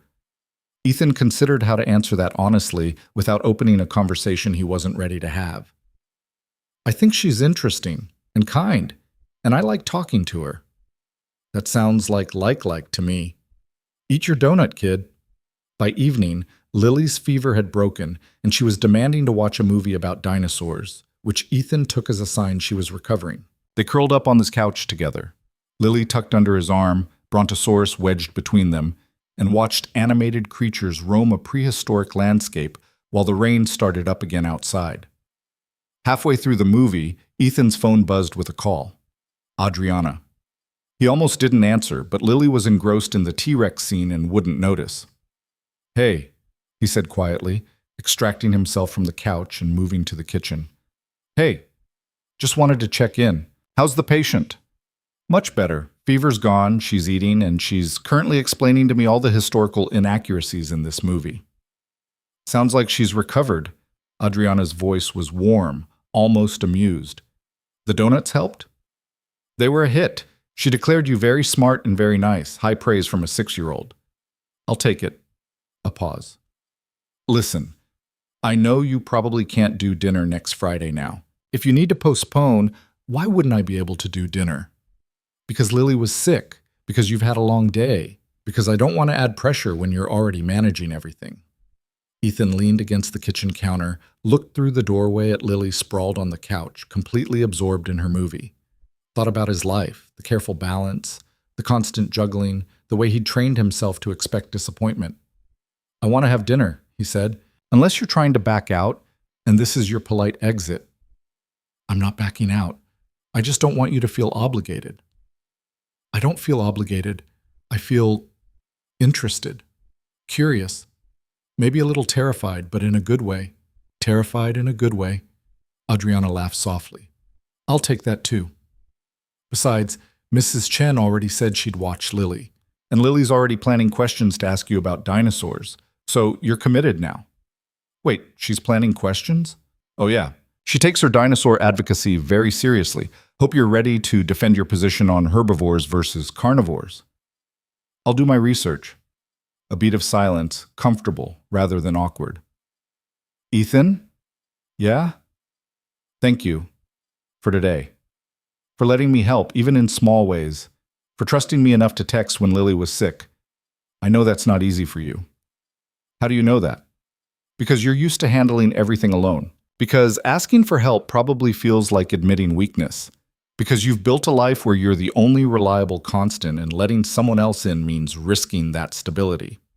Ethan absorbed that, the accuracy of it landing somewhere deep. You seeing a therapist or something? Because that was uncomfortably insightful. I see a therapist twice a month and she'd be thrilled to hear you say that. I'll tell her at our next session. You really see a therapist? Ethan, I run 8 hotels and 9 restaurants, employ over 400 people, and have 2 failed marriages before 40. Yes, I see a therapist. Everyone should see a therapist. Fair point. From the living room, Lily called out, Dad, the Brachiosaurus is coming. You're missing it. I should go, Ethan said. Apparently I'm missing crucial dinosaur content. Go. Give Lily a high five from me. The Brontosaurus solidarity runs deep. After they hung up, Ethan returned to the couch, let Lily explain everything he'd missed in the 3 minutes he'd been gone, and tried to ignore the way his chest felt lighter than it had all day. Tried to ignore the small, dangerous hope growing there. That night, after Lily was asleep and the apartment was quiet, Ethan stood in his kitchen and thought about the week ahead. Work, Lily's school schedule, the normal rhythm of his days. And on Friday night, dinner with Adriana. A third dinner, which meant this was becoming something, developing patterns, moving past the initial curiosity into actual connection. He pulled out his phone, found their text thread, and typed, Lily says thank you for the donuts. And for the record, I'm not terrified in a bad way. Just wanted to clarify. Adriana's response came quickly. Noted. And you're welcome. Tell Lily I'm preparing my dinosaur defense as we speak. She'll appreciate that. See you Friday? See you Friday. Ethan set his phone down, checked the locks on the doors, turned off the lights, moved through his apartment with the muscle memory of 6 years' worth of nights just like this one. Except this night felt different somehow, charged with possibility in ways that both excited and terrified him. He thought about Adriana in her corner office, working weekends and managing empires and somehow finding time to order donuts for a sick kid she'd never met. Thought about the gap between their lives, enormous, undeniable, potentially insurmountable. Then he thought about the way she listened when he talked, the way she saw him, the way she'd asked if he was okay and actually meant it. Maybe the gap didn't matter as much as he thought. Maybe what mattered was whether two people could be honest with each other, could show up as themselves without performance or pretense, could build something real despite the complications. Ethan didn't have answers, didn't have certainty. But for the first time in years, he had something else. Anticipation. The feeling that his life might be expanding instead of just repeating, that something unexpected and good might actually be possible. He fell asleep that night to the sound of rain against the windows and the quiet breathing of his daughter in the next room. Fell asleep thinking about Friday, about Adriana, about the terrifying, exhilarating possibility of saying yes to something uncertain and letting himself want more than just getting through another day. Whatever came next, at least it would be his choice. At least he'd be moving towards something instead of just away from loneliness. And maybe, just maybe, that was enough. The week crawled forward with the particular slowness of time when you're waiting for something. Ethan worked his shifts, fixed broken things, responded to maintenance requests with the same efficiency he always had, but his mind kept drifting to Friday, to the third dinner that felt like it meant something more than the first two. On Tuesday, Lily announced at breakfast that she'd drawn a picture for his friend. "What friend?" Ethan asked, though he already knew. "The donut lady. The one who likes brontosauruses?" Lily held up a piece of construction paper covered in crayon drawings. Dinosaurs of various species, all labeled in her careful 6-year-old handwriting. "See? I made her a guide, so she knows which ones are the best." Ethan looked at the drawing, at his daughter's earnest attempt to share her world with someone she'd never met, and felt something shift in his chest. "That's really thoughtful, Lil. I'm sure she'll love it. Can you give it to her when you see her?" "Yeah, I can do that." "And can you ask her if she wants to meet me? Because I have more questions about what grown-ups think about dinosaurs, and Mrs. Chen says she's run out of answers." Ethan set down his coffee carefully. "You want to meet her?" "Duh, she sent me donuts when I was sick. That's friend behavior." Lily said it with the absolute certainty of a child who hadn't yet learned that adult relationships were complicated. "Plus you keep smiling at your phone, and Mrs. Chen says that means you really like her." "Mrs. Chen needs to mind her own business. She says that's impossible because we live next door and walls are thin. She's got a point." Ethan studied his daughter, trying to gauge how much to say. "Listen, kiddo, this friend, Adriana, she's nice, really nice. And I do like spending time with her, but it's still new. We're still figuring things out." "Figuring what out?" "Whether we work as friends. Whether our lives fit together." Lily considered this with her usual seriousness. "Do you want them to fit together?" The question was so direct, so completely without guile, that Ethan couldn't deflect. "Yeah, I think I do." "Then they probably will. You're good at making things fit." She returned her attention to her cereal, the conversation apparently resolved in her mind. "Like when you fixed my bookshelf.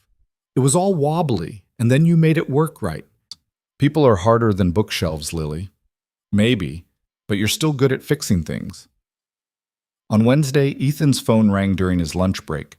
His father's name flashed on the screen, except his father had been dead for over a decade, which meant someone was calling from his father's old number. Ethan stared at it for 3 rings before realizing it must be a mistake, some recycled number reassigned to a stranger. He answered anyway. "Hello? Ethan Cole?" A woman's voice, professional, slightly apologetic. "This is Sarah Hendricks from Portland Community Services. I'm sorry to bother you, but your name is listed as an emergency contact for a Mrs. Patricia Chen." Ethan's stomach dropped. "Is she okay?" "She's fine, but she had a minor fall this morning, and we wanted to notify her contacts. She's at Mercy Hospital now, just for observation. They don't think it's serious, but given her age, I'm on my way." "Which room?" He was at the hospital in 15 minutes, still wearing his work clothes, probably violating some lunch break policy but not caring. Found Mrs. Chen in a curtained-off area of the emergency room, looking smaller than usual in the hospital gown, her arm in a sling. "Ethan." She looked genuinely surprised to see him. "They called you?" "I told them not to bother you at work." "Of course they called me. What happened?" "Stupid. I was reaching for something on a high shelf, lost my balance, sprained my wrist, bruised my pride. The doctors are being overly cautious." Ethan pulled up a chair, sat down beside her bed. "What were you reaching for?" "A serving platter for Lily's dumplings next week. See? Completely stupid." "Not stupid, an accident." He looked at her sling, her bruised wrist, and felt the familiar weight of responsibility settle over him. "What did the doctor say? When can you go home?" "Soon. They just want to run a few more tests, make sure I didn't hit my head. I'm 73, Ethan. They test everything. She patted his hand with her good one. Don't look so worried. I'm fine. You're my emergency contact. That means I'm allowed to worry. And you're mine. That makes us family. The words settled between them, true in ways that had nothing to do with blood. Mrs. Chen had been there the night Ethan brought Lily home from the hospital. A screaming newborn and a terrified 26-year-old with no idea what he was doing. She'd shown him how to swaddle, how to recognize different cries, how to function on 2 hours of sleep. She'd babysat for free when he couldn't afford childcare, had fed them both when money was tight, had been the grandmother Lily had never known. Yeah, Ethan said quietly. We are. They kept Mrs. Chen for another 3 hours, tests and paperwork, and the general inefficiency of hospital bureaucracy. Ethan stayed the whole time, calling Brennan to explain why he wouldn't be back that afternoon, texting Lily's school to arrange for her to go home with a classmate whose mother he trusted. At one point, Mrs. Chen dozed off, and Ethan sat there watching her sleep, thinking about how precarious everything was. How much his life depended on this elderly woman's health and goodwill. How quickly everything could fall apart. His phone buzzed. Adriana. How's your week going? He stared at the message for a long moment, then typed, Honestly? Kinda rough. Mrs. Chen fell. She's okay, but I'm at the hospital and trying not to think about what happens if she can't watch Lily anymore. The response came immediately. Which hospital? Mercy. But you don't need to... I'm 15 minutes away. Give me the room number. Adriana, you don't have to do this. I know you're busy. Room number, Ethan? He sent it, then sat there wondering what he'd just set in motion. 20 minutes later, not 15 but close, Adriana appeared in the doorway of the curtained area. She wore a business suit, heels, looked like she'd come straight from a meeting, carried 2 cups of coffee and a bag from the hospital cafeteria. Hi, she said quietly, taking in Mrs. Chen asleep, and Ethan slumped in the uncomfortable chair. Thought you might need this. Ethan took the coffee, gestured for her to sit in the other chair. You didn't have to come. I know, but you sounded stressed and I was nearby and... She paused. I wanted to. Is that okay? Yeah, it's okay. They sat together in the strange intimacy of a hospital room, drinking bad coffee and waiting for Mrs. Chen to wake up. Adriana didn't ask a lot of questions, didn't try to fix anything, just sat there, present and calm, her shoulder occasionally brushing his. When Mrs. Chen finally stirred, her eyes opened and immediately focused on Adriana with sharp curiosity. Well, she said, you must be the donut lady. Adriana smiled, stood, approached the bed. I must be, and you must be Mrs. Chen. I've heard wonderful things. Ethan talks about me? Constantly. Says you're magic with dumplings and save his life approximately 800 times a year. More like 1,000. Mrs. Chen's gaze moved between them, assessing in ways that made Ethan nervous. So you're the reason he keeps smiling at his phone? Mrs. Chen, Ethan warned. What? I'm old and injured. I can say what I want. She turned back to Adriana. Are you good to him? That's all I care about. I'm trying to be, Adriana said simply, though he makes it easy. Good. He deserves someone who sees him, really sees him. Mrs. Chen's expression softened. Now, both of you stop hovering. I'm fine. Just annoyed that I can't make dumplings with my favorite sous chef this weekend. Lily's going to be disappointed, Ethan said. Tell her we'll do it next week, and tell her... Mrs. Chen winced slightly, adjusting her sling. Tell her I'm sorry I scared everyone. You didn't scare us, just worried us. There's a difference.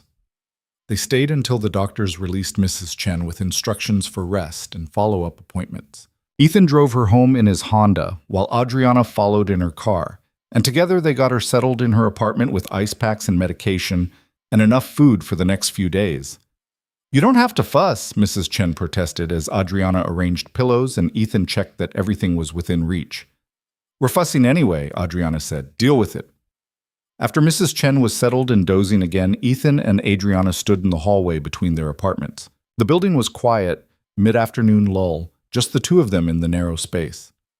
Thank you, Ethan said. For coming, for helping. You didn't have to do any of that. I wanted to, and before you argue about it, Adriana held up a hand. Let me want to help. Let me be part of this, even in small ways, please. It's hard, letting people in. I know, but I'm not going anywhere, Ethan. Not unless you tell me to. He looked at her, really looked, saw the expensive suit and the careful makeup and the professional polish, saw past all of it to the woman underneath, the one who'd dropped everything to sit in a hospital room with him, who'd driven across town to help settle an elderly neighbor she'd just met. I don't want you to go anywhere, he said quietly. Good, then we're on the same page. She glanced at her watch, grimaced. I have a conference call in 20 minutes. I need to go. But Friday, we're still on? Yeah, definitely. Okay. She leaned in, kissed his cheek quickly, then stepped back before he could react. See you then. He watched her leave, touched his cheek where her lips had been, and tried to remember the last time someone had made him feel this off balance in a good way. That night, after picking up Lily from her friend's house and explaining about Mrs. Chen's fall in terms a 6-year-old could understand, Ethan stood in his kitchen making grilled cheese sandwiches and thinking about Friday. Dad? Lily appeared in the doorway, clutching her brontosaurus. Is Mrs. Chen going to be okay? Yeah, sweetie. She just needs to rest her arm. She'll be back to normal soon. But what if she's not? What if she can't watch me anymore? Ethan turned from the stove, knelt down to Lily's level. Then we'll figure something else out. We always do, right? But I like Mrs. Chen. She's my friend. I know. She's my friend too. And she's going to be fine, I promise. Lily studied his face with that unnerving intensity kids had, like she could see straight through to all the fears he was trying to hide. Are you scared?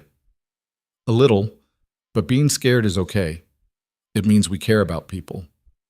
Are you scared about the donut lady too? The question caught him completely off guard. What? You make the same face when you talk about her, like you're happy but also nervous. Lily's expression was serious, analytical. Mrs. Chen says that means you're falling in love. Mrs. Chen needs to stop diagnosing my emotions to my 6-year-old daughter. But are you? Falling in love? Ethan sat back on his heels, trying to figure out how to answer honestly without making promises he couldn't keep. I like her. A lot. More than I've liked anyone in a long time. And that's scary because liking someone means they can hurt you. But it's also good, because liking someone means maybe being less lonely. Are you lonely?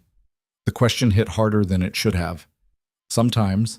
Not when I'm with you, but sometimes, yeah. Lily considered this, then threw her arms around his neck in one of those fierce hugs that made his chest ache. You don't have to be lonely anymore, Dad. You can have friends. You can have the donut lady. It's not that simple, Lil. Why not? Because her life and my life are really different. She has a big job and lots of responsibilities. And I have you and work and not much else. Sometimes different lives don't fit together. But you said you're good at making things fit. I said that about bookshelves. Same thing. Lily pulled back, looked at him with absolute certainty. If you want it to fit, you'll make it fit. That's what you do. Ethan wanted to explain all the reasons it wasn't that simple, all the ways adult relationships were more complicated than childhood logic allowed. But looking at his daughter's face, so sure, so trusting, he didn't have the heart to complicate it. Maybe you're right, he said instead. I usually am. Now can we eat? I'm starving and grilled cheese smells really good. Friday arrived with the weight of expectation Ethan had been trying to ignore all week. He'd arranged for Lily to sleep over at her friend Emma's house, the first sleepover she'd ever done, and spent an embarrassing amount of time helping her pack her overnight bag. I need my brontosaurus, Lily insisted, shoving the stuffed animal into her already full backpack. And your toothbrush? Already packed, and my pajamas, and my drawing for the donut lady in case you forget to give it to her. I won't forget. You might. You've been distracted all week. Lily zipped her bag, looked up at him with that too perceptive gaze. Are you nervous about tonight? A little. Why? You've had dinner with her before. This one feels different. How? Ethan struggled to articulate it, like we're deciding something, whether this keeps going or whether we stop before it gets more complicated. Do you want to stop? No? Then don't. Lily said it with the absolute confidence of someone who'd never had their heart broken, who still believed wanting something was enough to make it work. Just tell her you like her and you want to keep having dinners. Easy. When did you get so smart about relationships? I watch a lot of TV when you're not looking. Noted. We're going to have a conversation about that later. Emma's mother picked Lily up at 6, leaving Ethan alone in the apartment with an hour to kill before he needed to leave. He showered, changed into the blue button-down that was becoming his default dinner outfit, and stood in front of the bathroom mirror trying to recognize himself.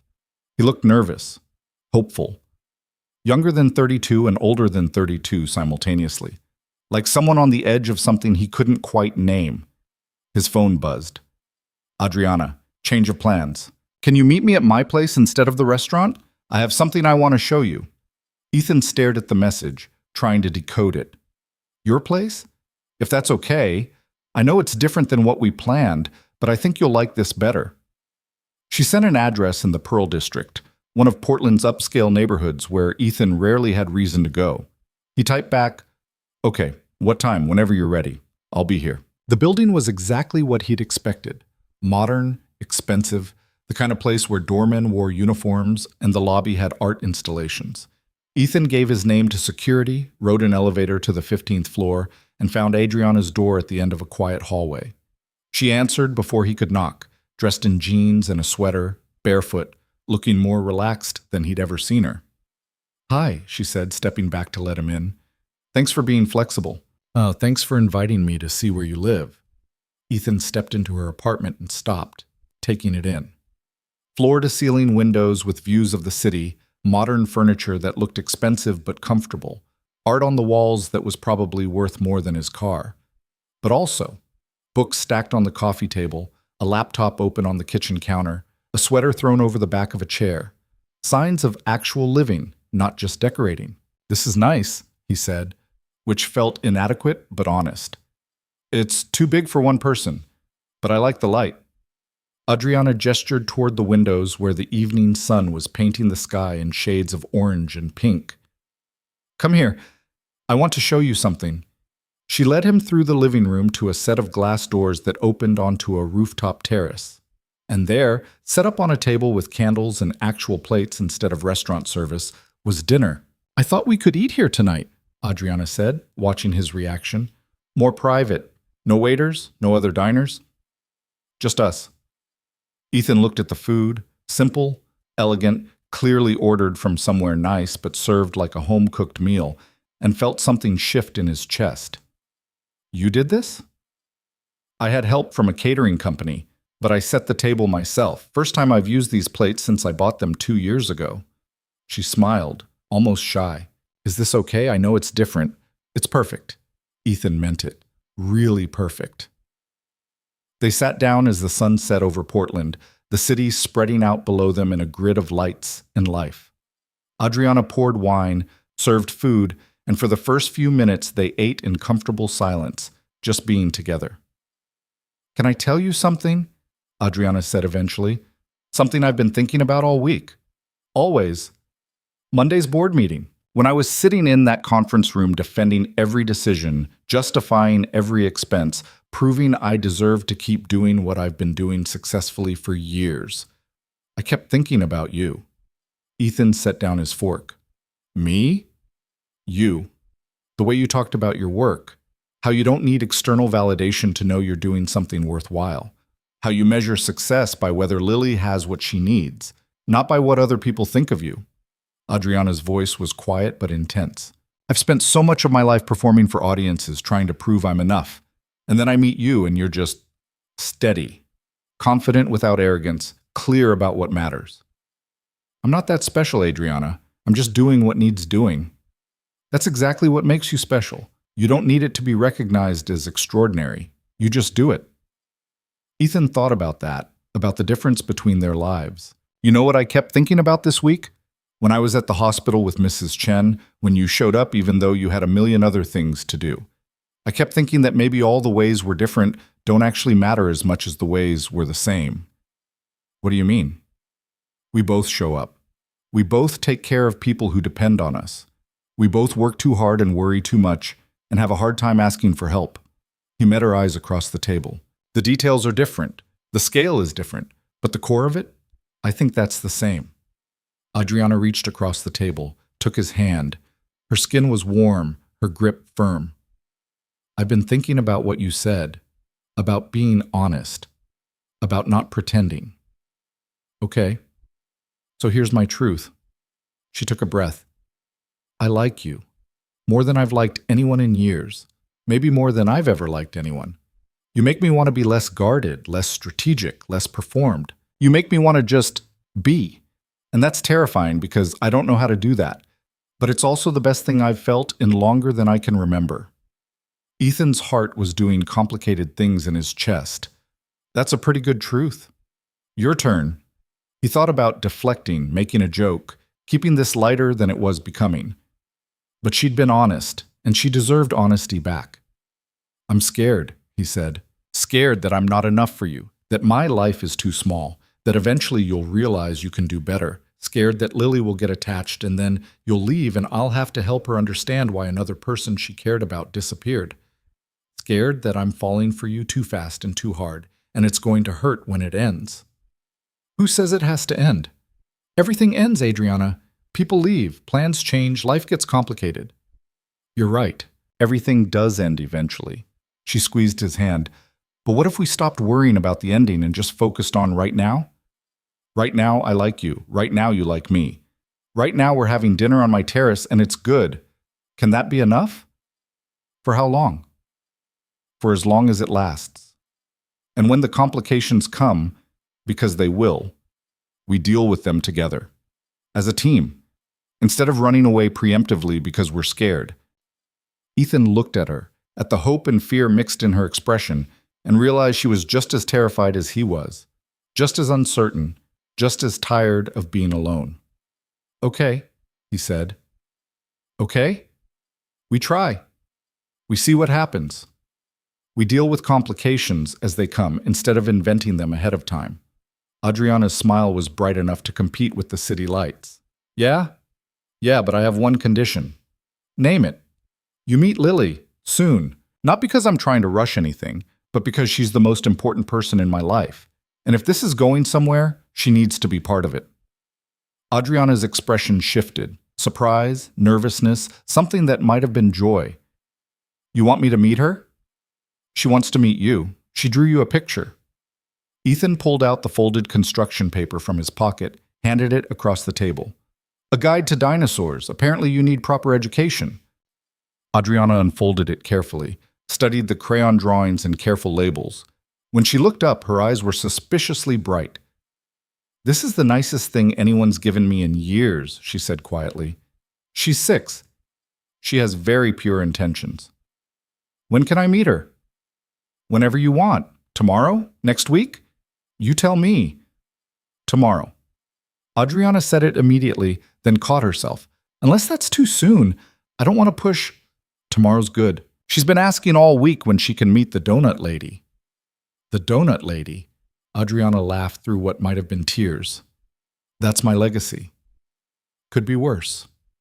They finished dinner as the city darkened around them, the temperature dropping enough that Adriana brought out blankets. They moved to the couch on the terrace, wrapped up together against the cold, and talked about everything and nothing. Adriana told him about her first restaurant, about the terror and exhilaration of risking everything on a dream. Ethan told her about Lily's birth, about holding his daughter for the first time, and realizing his entire life had just changed in ways he couldn't begin to understand. Were you scared? Adriana asked. When her mom left? Terrified. I had no idea what I was doing. No family to help. No experience with babies. Barely enough money to survive. But I looked at Lily and thought, she's mine. My responsibility. My family. And I couldn't let her down. You didn't. Look at who she's becoming. She's becoming herself. I'm just trying not to screw it up too badly. That's all any parent can do. They sat in comfortable silence, Adriana's head resting against his shoulder, his arm around her waist. It felt easy in ways Ethan hadn't experienced before, like they'd been doing this for years instead of weeks. Can I ask you something? He said eventually. Always. What happens on Monday? After your board meeting, after you go back to running your empire, do we just go back to stolen dinners and careful privacy? Do we pretend this isn't happening? Adriana lifted her head, looked at him directly. What do you want to happen? I want to not hide. I want to be able to tell people I'm seeing someone, that I'm happy. I want Lily to know there's someone in my life who matters. He paused. But I also don't want photographers outside my apartment or strangers having opinions about my life. So I don't know what I want. How about this? Adriana shifted to face him more fully. We don't hide, but we don't announce either. We live our lives, see each other when we can, and let people figure it out naturally. No press releases, no dramatic reveals, just honesty without performance. You think that'll work? I think it's worth trying. And if it doesn't, if the attention gets too much, we adjust together. Ethan thought about that, about the promise implicit in the word together, about choosing to move forward despite uncertainty instead of retreating into safety. Okay, he said. We try. We try, Adriana echoed. She kissed him then, soft at first, tentative, then deeper as he responded. It felt like sealing an agreement, like making a promise neither of them was sure they could keep, but were willing to try anyway. When they finally pulled apart, Adriana was smiling. What? Ethan asked. I was just thinking, Lily's going to have questions tomorrow. About us, about what this is. What do we tell her? The truth, that we like each other, that we're spending time together, that it's new and we're figuring it out. She'll accept that? She's 6. She thinks everything is simple. If I'm happy and you're nice, she'll be satisfied.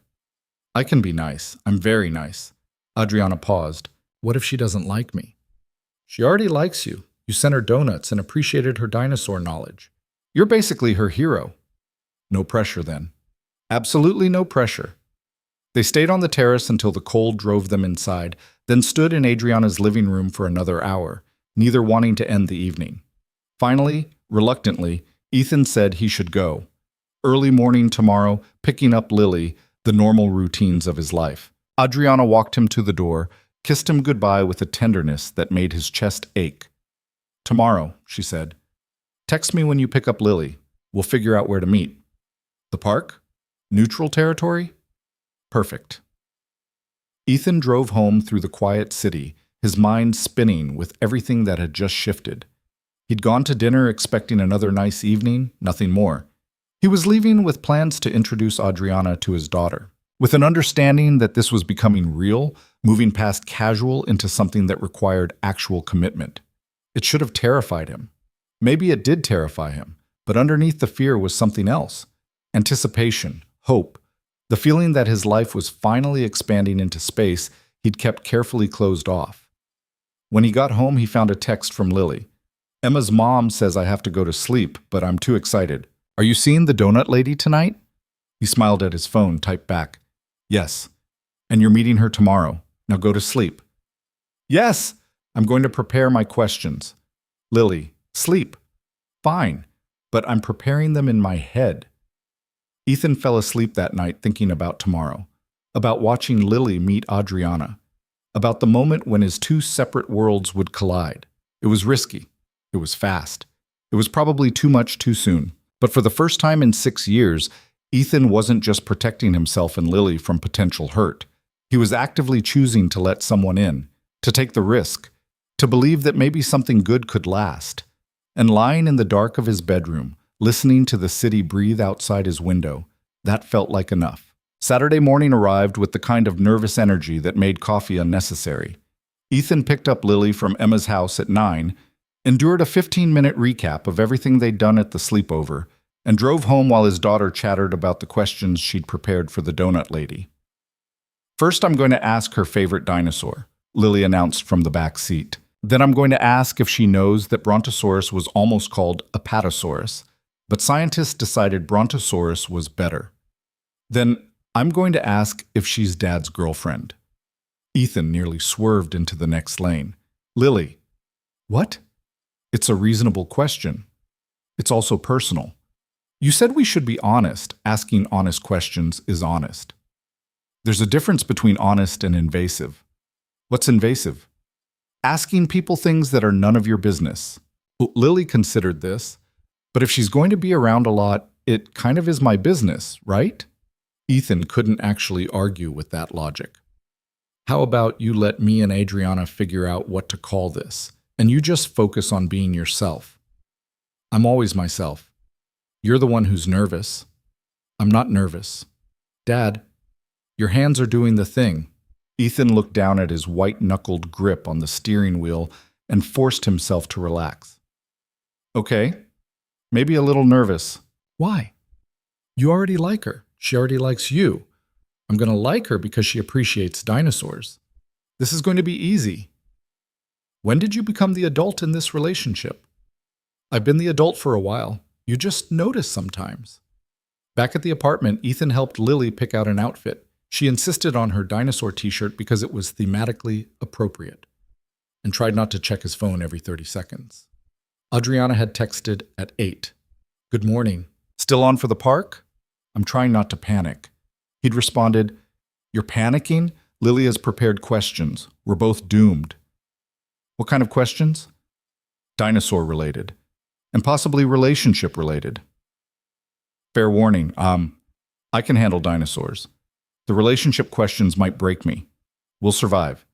Meet at Laurelhurst Park, playground area, 10:30. Perfect. See you there.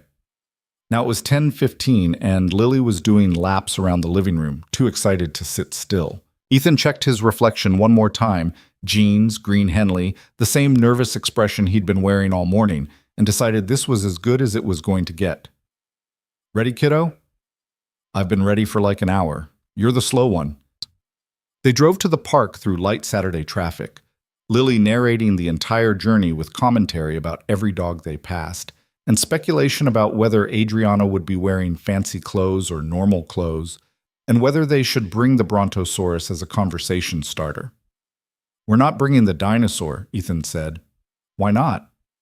Because you don't need props. You're interesting enough on your own. That's nice, Dad.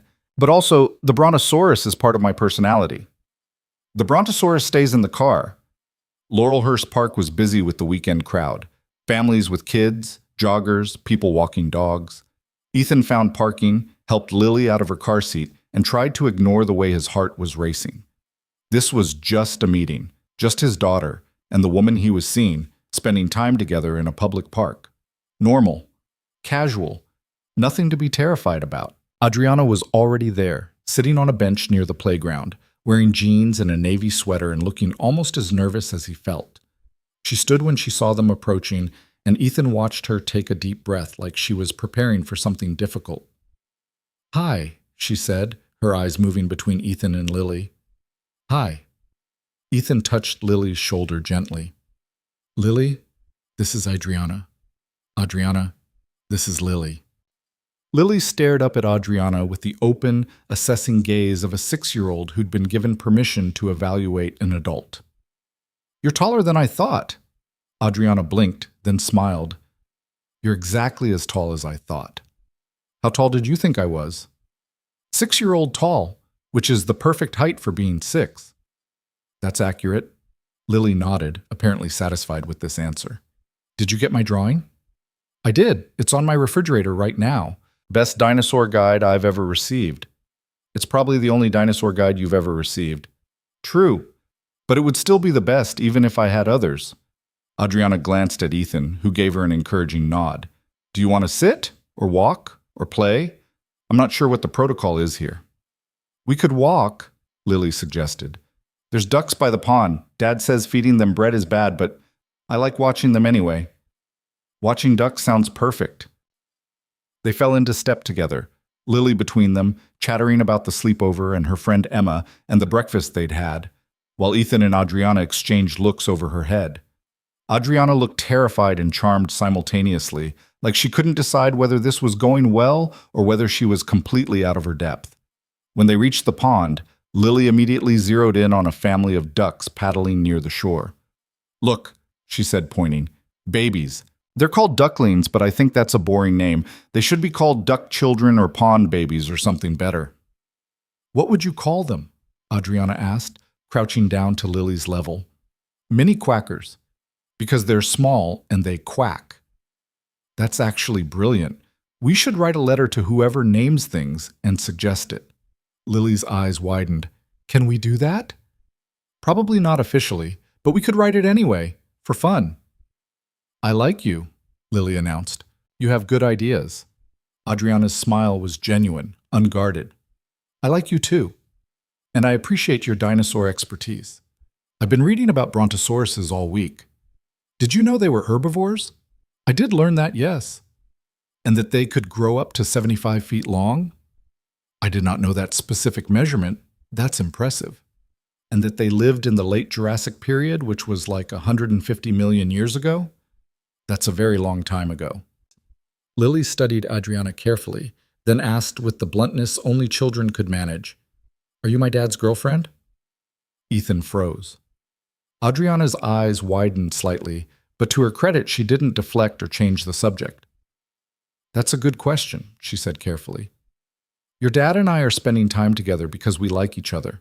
We're still figuring out exactly what that means. Is that okay with you? Do you make him happy? I hope so. He makes me happy. Then it's okay with me. Lily returned her attention to the ducks like that settled everything. Can we go to the playground now? I want to show you how high I can swing. They spent the next hour at the playground watching Lily demonstrate her swinging abilities, her climbing skills, and her capacity to make friends with literally every other child present. Adriana sat on the bench next to Ethan, their shoulders touching, both of them watching Lily play. She's amazing, Adriana said quietly. She is. Takes after her dad. Ethan paused. That was a joke. She's nothing like me. She's braver and funnier and so much more sure of herself. She trusts you. That's why she can be brave. She knows you've got her back. I'm trying. Some days better than others. They sat in comfortable silence for a while, just being. Around them, the park buzzed with weekend energy, kids shrieking, dogs barking, the normal chaos of families existing together. Ethan felt something settle in his chest, some tension he'd been carrying releasing. This is good, he said. Right? This is working? This is very good, though I'm pretty sure she's going to have more questions later. Oh, definitely. She's probably composing a list right now while she's on the monkey bars. Adriana laughed, then turned to look at him. Thank you for letting me be part of this, for trusting me with her. Thank you for showing up, for being exactly who you are, instead of trying to be what you think I want. Who do you want? This, you, exactly as you are. They were interrupted by Lily running over, breathless and flushed from playing. Dad, can Adriana come to lunch with us? Please, I want to show her my dinosaur books at home. Ethan looked at Adriana, raising his eyebrows in question. She nodded without hesitation. Lunch sounds great, she said. Though I should warn you, I'm not great with kids' menus. We're not going somewhere fancy, Lily said seriously. We're going to the taco place. They have the best cheese quesadillas. That sounds perfect. The taco place was a hole-in-the-wall joint 3 blocks from Ethan's apartment. Plastic chairs, laminated menus, salsa that came in squeeze bottles. Nothing like the restaurants Adriana owned, nothing polished or refined. But she settled into the booth like it was exactly where she wanted to be, helped Lily decide between chicken and cheese, and didn't flinch when Lily spilled water across the table. Sorry, Lily said, grabbing napkins. I'm clumsy sometimes. Everyone's clumsy sometimes. It's fine. Adriana helped mop up the water, completely unbothered. When I was your age, I once spilled an entire milkshake on my mom's new carpet. She was so mad she didn't talk to me for 2 whole hours. What did you do? Hid in my room and read books until she calmed down. Then I helped her clean it up, and we pretended it never happened. That's a good strategy. Over lunch, Lily interrogated Adriana about everything. Her favorite color, whether she liked cats or dogs better, if she'd ever been to Disneyland, what she thought about broccoli. Adriana answered every question honestly, never talked down to Lily, treated her like a person whose opinions mattered. Ethan watched them interact and felt something unfamiliar bloom in his chest. Not quite hope, but close. The feeling that maybe this could actually work. After lunch, they walked back to the apartment. Mrs. Chen was in the hallway, watering her plants with her good hand, her injured wrist still in the sling. Well, hello, she said, taking in the three of them together. You must be Adriana. I must be. And you must be the famous Mrs. Chen who's magic with dumplings. Ethan's been talking about me? Constantly. All good things. He better be saying good things. Mrs. Chen's eyes moved between them, that knowing expression settling over her face. You coming to see Lily's dinosaur collection? That's the plan. Good. She's been preparing for days. Mrs. Chen smiled at Lily. Your friend here is very patient. Don't overwhelm her with facts. I'll try, Lily said solemnly, but I can't promise anything. Inside the apartment, Lily immediately dragged Adriana to her room to show off her dinosaur books, her poster of the Jurassic period, her extensive stuffed animal collection. Ethan lingered in the doorway, watching Adriana sit cross-legged on the floor while Lily explained the difference between various species. This one's a triceratops, Lily said, holding up a green plush dinosaur. They're herbivores, but they had horns for protection. And this one's a pterodactyl, which technically isn't a dinosaur, it's a pterosaur, but people get confused about that. I definitely would have been confused about that, Adriana said seriously. That's okay. Most people are. But now you know. Ethan left them to it, went to the kitchen to make coffee. A few minutes later, Adriana appeared in the doorway. She's reading to her stuffed animals now, Adriana reported. Apparently they need education about the Cretaceous period. Sounds about right. Ethan handed her a mug. How are you doing? I know this is a lot. I'm doing good, really good. Adriana leaned against the counter, cradling her coffee. She's wonderful, Ethan. Smart and funny and so confident. You should be proud. I am, every day. And this place, Adriana gestured around the small kitchen.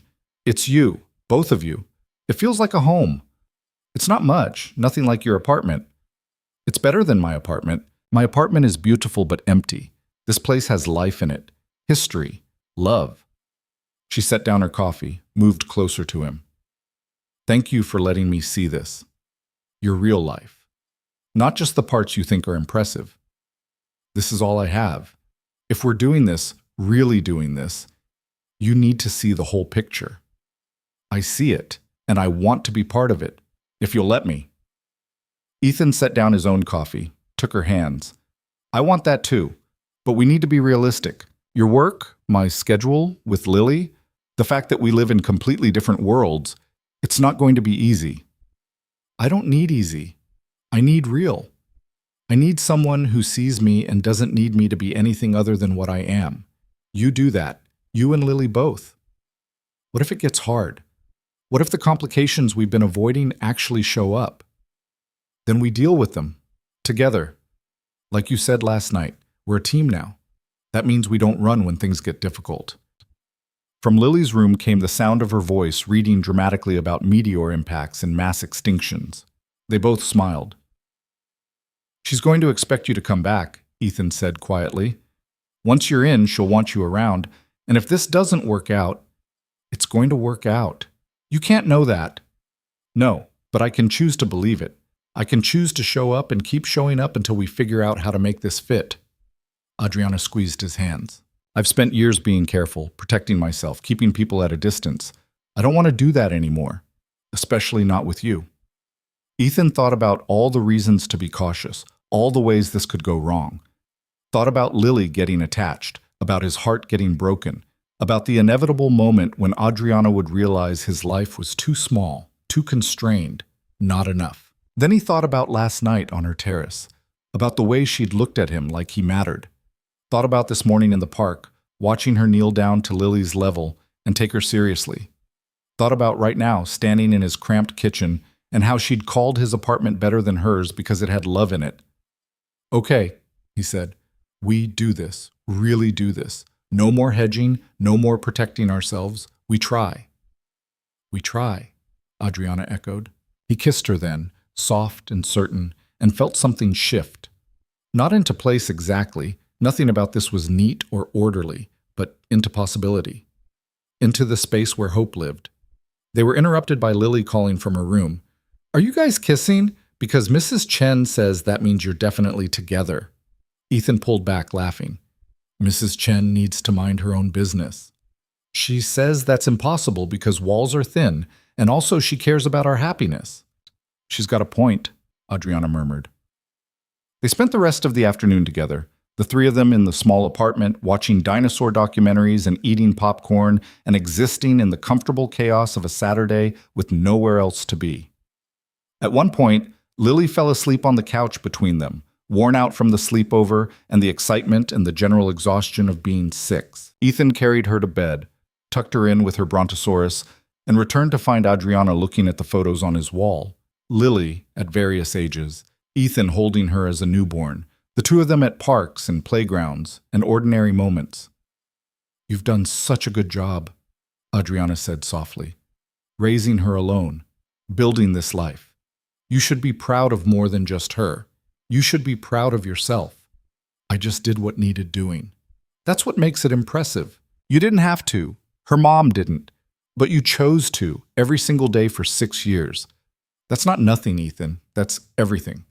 He stood next to her, looking at his own life documented in frames and snapshots. "I never thought about it that way. It was just my reality, my responsibility. It was also your choice, to be present, to show up, to love her completely, even when it was hard." Adriana turned to face him.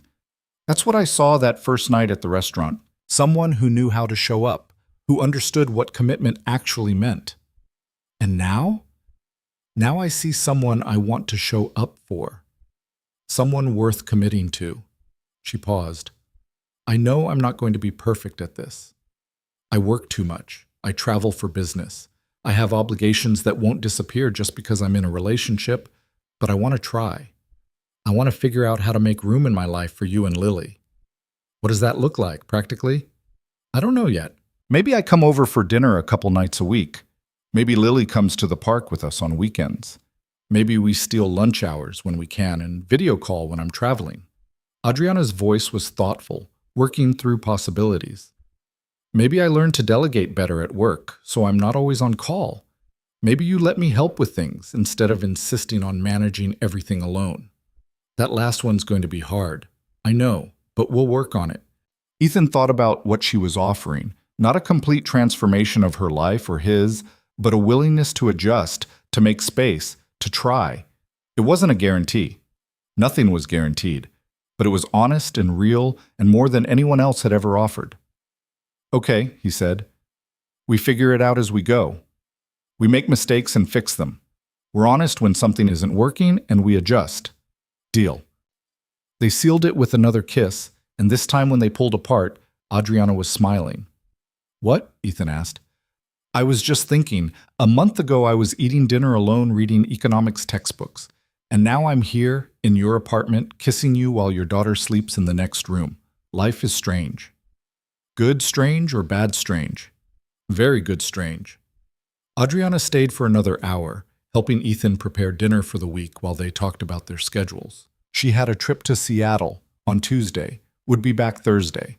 He had a staff meeting Monday, and Lily had a field trip on Wednesday. Normal life logistics, but shared now, coordinated, together. When she finally left, Ethan walked her down to her car and kissed her goodbye properly, not caring that Mrs. Chen was probably watching from her window. "Text me when you get home," he said. "It's 15 minutes. I'll be fine. Text me anyway." "Okay." Adriana's smile was soft. "Tell Lily I had a great time. Tell her I'll see her again soon." "She'll hold you to that." "Good. I'm counting on it." Ethan watched her drive away, then headed back upstairs to find Mrs. Chen in the hallway, as expected. "Well?" she said. "Well, what? Is she staying? Are you happy? Do I need to prepare for wedding invitations?" Mrs. Chen. "I'm old. I can ask invasive questions. It's my right." But her expression was warm, genuinely pleased. "She's good for you, both of you. I can see it." "Yeah, she is." "Good. You deserve good things, Ethan. Stop being so surprised when they happen." That night, after checking on Lily one more time and responding to Adriana's "I'm home safe" text with more affection than he'd normally allow himself, Ethan sat in his living room and let himself feel it, the hope, the possibility, the terrifying and exhilarating reality that his life was changing. For 6 years, he'd built everything around Lily. Every decision, every sacrifice, every choice made with her needs at the center. He'd told himself it was enough, that being a good father was its own reward, that he didn't need anything else. But sitting there in the quiet apartment, thinking about Adriana's laugh and Lily's excited chatter and the way they'd all fit together that afternoon, Ethan realized he'd been lying to himself. He'd been surviving, not living, getting through days instead of actually experiencing them. Adriana had changed that. Or maybe she'd just given him permission to want more than mere survival. His phone buzzed. Adriana, still thinking about today. Thank you for sharing your life with me. Can't wait to do it again. Ethan typed back, same time next week? Fair warning, Lily's already planning more dinosaur education. Perfect. I need all the education I can get. You sure you know what you're signing up for? Absolutely no idea, but I'm doing it anyway. Ethan smiled at his phone, feeling lighter than he had in years. Then he got up, checked the locks one more time, turned off the lights, and went to bed. And for the first time since Lily's mom had walked out 6 years ago, Ethan Cole went to sleep feeling like his life wasn't just his responsibility to manage. It was something he could actually enjoy. Something that could include more than duty and sacrifice. Something that might possibly include love. The next few weeks unfolded with the careful navigation of two lives learning to intertwine. Adriana came to dinner on Tuesday nights when she was in town. She and Lily established a routine of dinosaur fact-sharing that somehow evolved into Adriana reading bedtime stories when she stayed late enough. She never pushed, never tried to replace anyone, or force herself into spaces she didn't belong. She just showed up, consistently, honestly. Ethan learned her rhythms, too. Learned that she got stressed before board meetings and needed space to prepare. Learned that she loved chocolate, but pretended not to in professional settings. Learned that she'd been alone for so long that having people to come home to felt both wonderful and terrifying. They made mistakes. She missed a dinner once because a crisis at the Seattle property required her immediate attention, and Lily cried herself to sleep disappointed. Ethan snapped at her another time when she tried to help with grocery shopping, his independence and pride getting in the way of accepting support. They had their first real fight about whether she could buy Lily an expensive birthday present. Ethan insisting it was too much, Adriana arguing that she should be allowed to spoil the kid she cared about. But they also learned to repair things, to apologize, to talk through the complications instead of letting them fester, to choose each other even when it was hard. 2 months after that first dinner, Ethan woke up on a Sunday morning to find Lily already awake, sitting on his bed with her brontosaurus. Dad? Too early, Lil. Go back to sleep. I have a question. Ethan opened one eye. What kind of question? Is Adriana going to be my stepmom? That woke him up completely.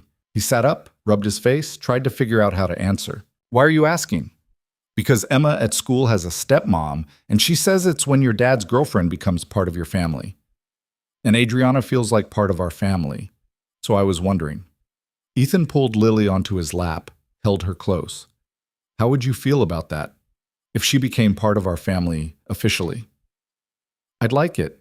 She's nice, and she knows about dinosaurs, and she makes you smile a lot. Lily paused. Plus, she brings good snacks. Those are all excellent reasons. But, so is it going to happen? I don't know, sweetie. That's something Adriana and I would need to talk about, and it would take time. But if it did happen, if someday she became your stepmom, would you be okay with that? Yeah, I'd be really okay with that.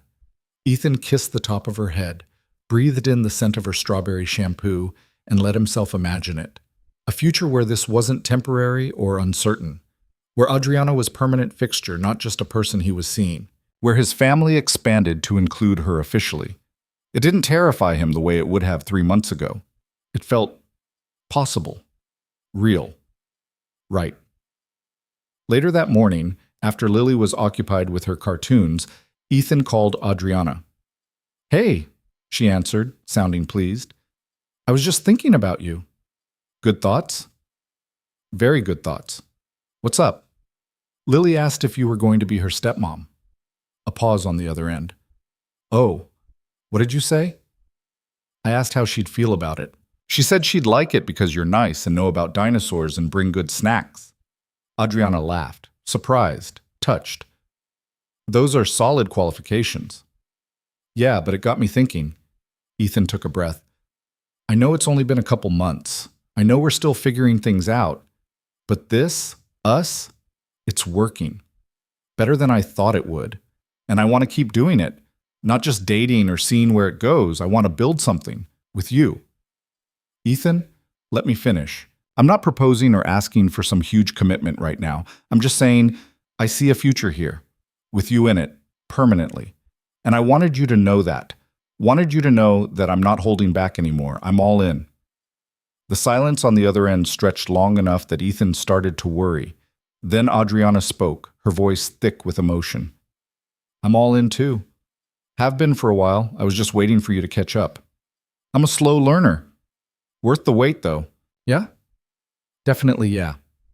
They talked for another hour about logistics and fears and the future they were building together, about how they'd tell people officially, how they'd handle the inevitable attention, how they'd protect Lily through all of it, about the fact that nothing was guaranteed but they were choosing to try anyway. That afternoon, Adriana came over and the three of them went to the park. Same place they'd first met as a trio, but different now. Familiar. Comfortable. Theirs. Lily ran ahead to the playground, leaving Ethan and Adriana walking hand in hand behind her. You know what I realized? Adriana said. What? That night at the restaurant when your date walked out. I thought I was just being kind, inviting you to stay. But really, I was being selfish. I wanted to talk to you, wanted to know you, wanted to believe that someone could see me and not just what I represented. And now? Now I know you do. See me, I mean. All of me. The complicated parts and the messy parts and the parts I usually hide. And you stayed anyway. She squeezed his hand. That's rarer than you think. Same goes for you. You saw a broke single dad and didn't run away screaming. Best decision I ever made. They reached the playground where Lily was already making friends with a group of kids, organizing them into some elaborate dinosaur game. She waved at them, grinning, completely in her element. She's going to be amazing, Adriana said quietly. No matter what happens, you've raised someone special. We're raising her, Ethan corrected. Present tense. Together. Adriana turned to look at him, eyes bright. Yeah, we are. That night, after Lily was asleep and Adriana had gone home, Ethan stood in his apartment and looked around.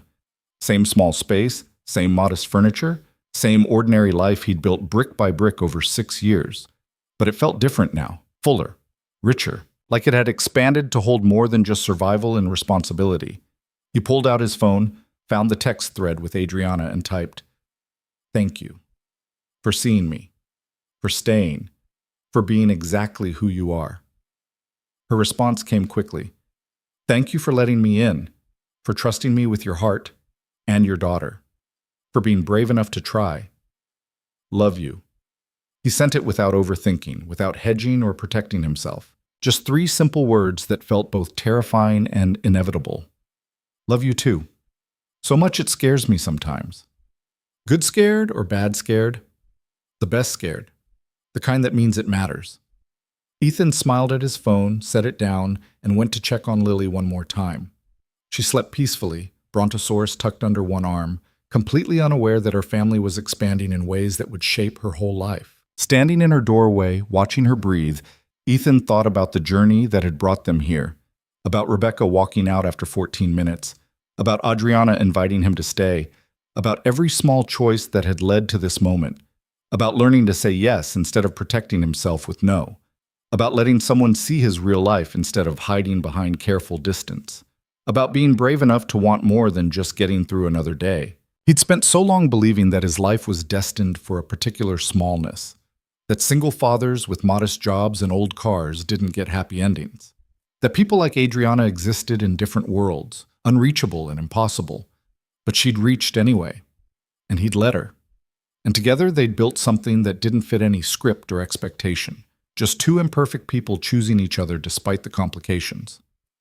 That was enough. More than enough. It was everything. Ethan turned off Lily's light, closed her door most of the way, and went to his own room. Fell asleep thinking about tomorrow, about the ordinary Tuesday ahead, about seeing Adriana for dinner, about the steady rhythm of a life that was no longer about mere survival. And somewhere across the city, in a 2-big apartment with floor-to-ceiling windows, Adriana Hale fell asleep thinking the same thing, About the maintenance man who'd turned out to be so much more. About his daughter, who'd claimed a space in her heart. About the family she'd found in the last place she'd expected. About choosing each other, day after day, despite everything that said it shouldn't work. About love that wasn't perfect or easy, but real and worth fighting for. That was the story. Not of how they met, though that mattered too, but of how they chose to stay. How they built something honest from broken pieces and careful hope. How they learned that different worlds could fit together if both people were willing to adjust, to compromise, to show up even when it was hard. How Ethan Cole stopped just surviving and started living. How Adriana Hale stopped performing and started being. How a blind date that lasted 14 minutes led to something that would last much, much longer. That was the story. And it was just beginning.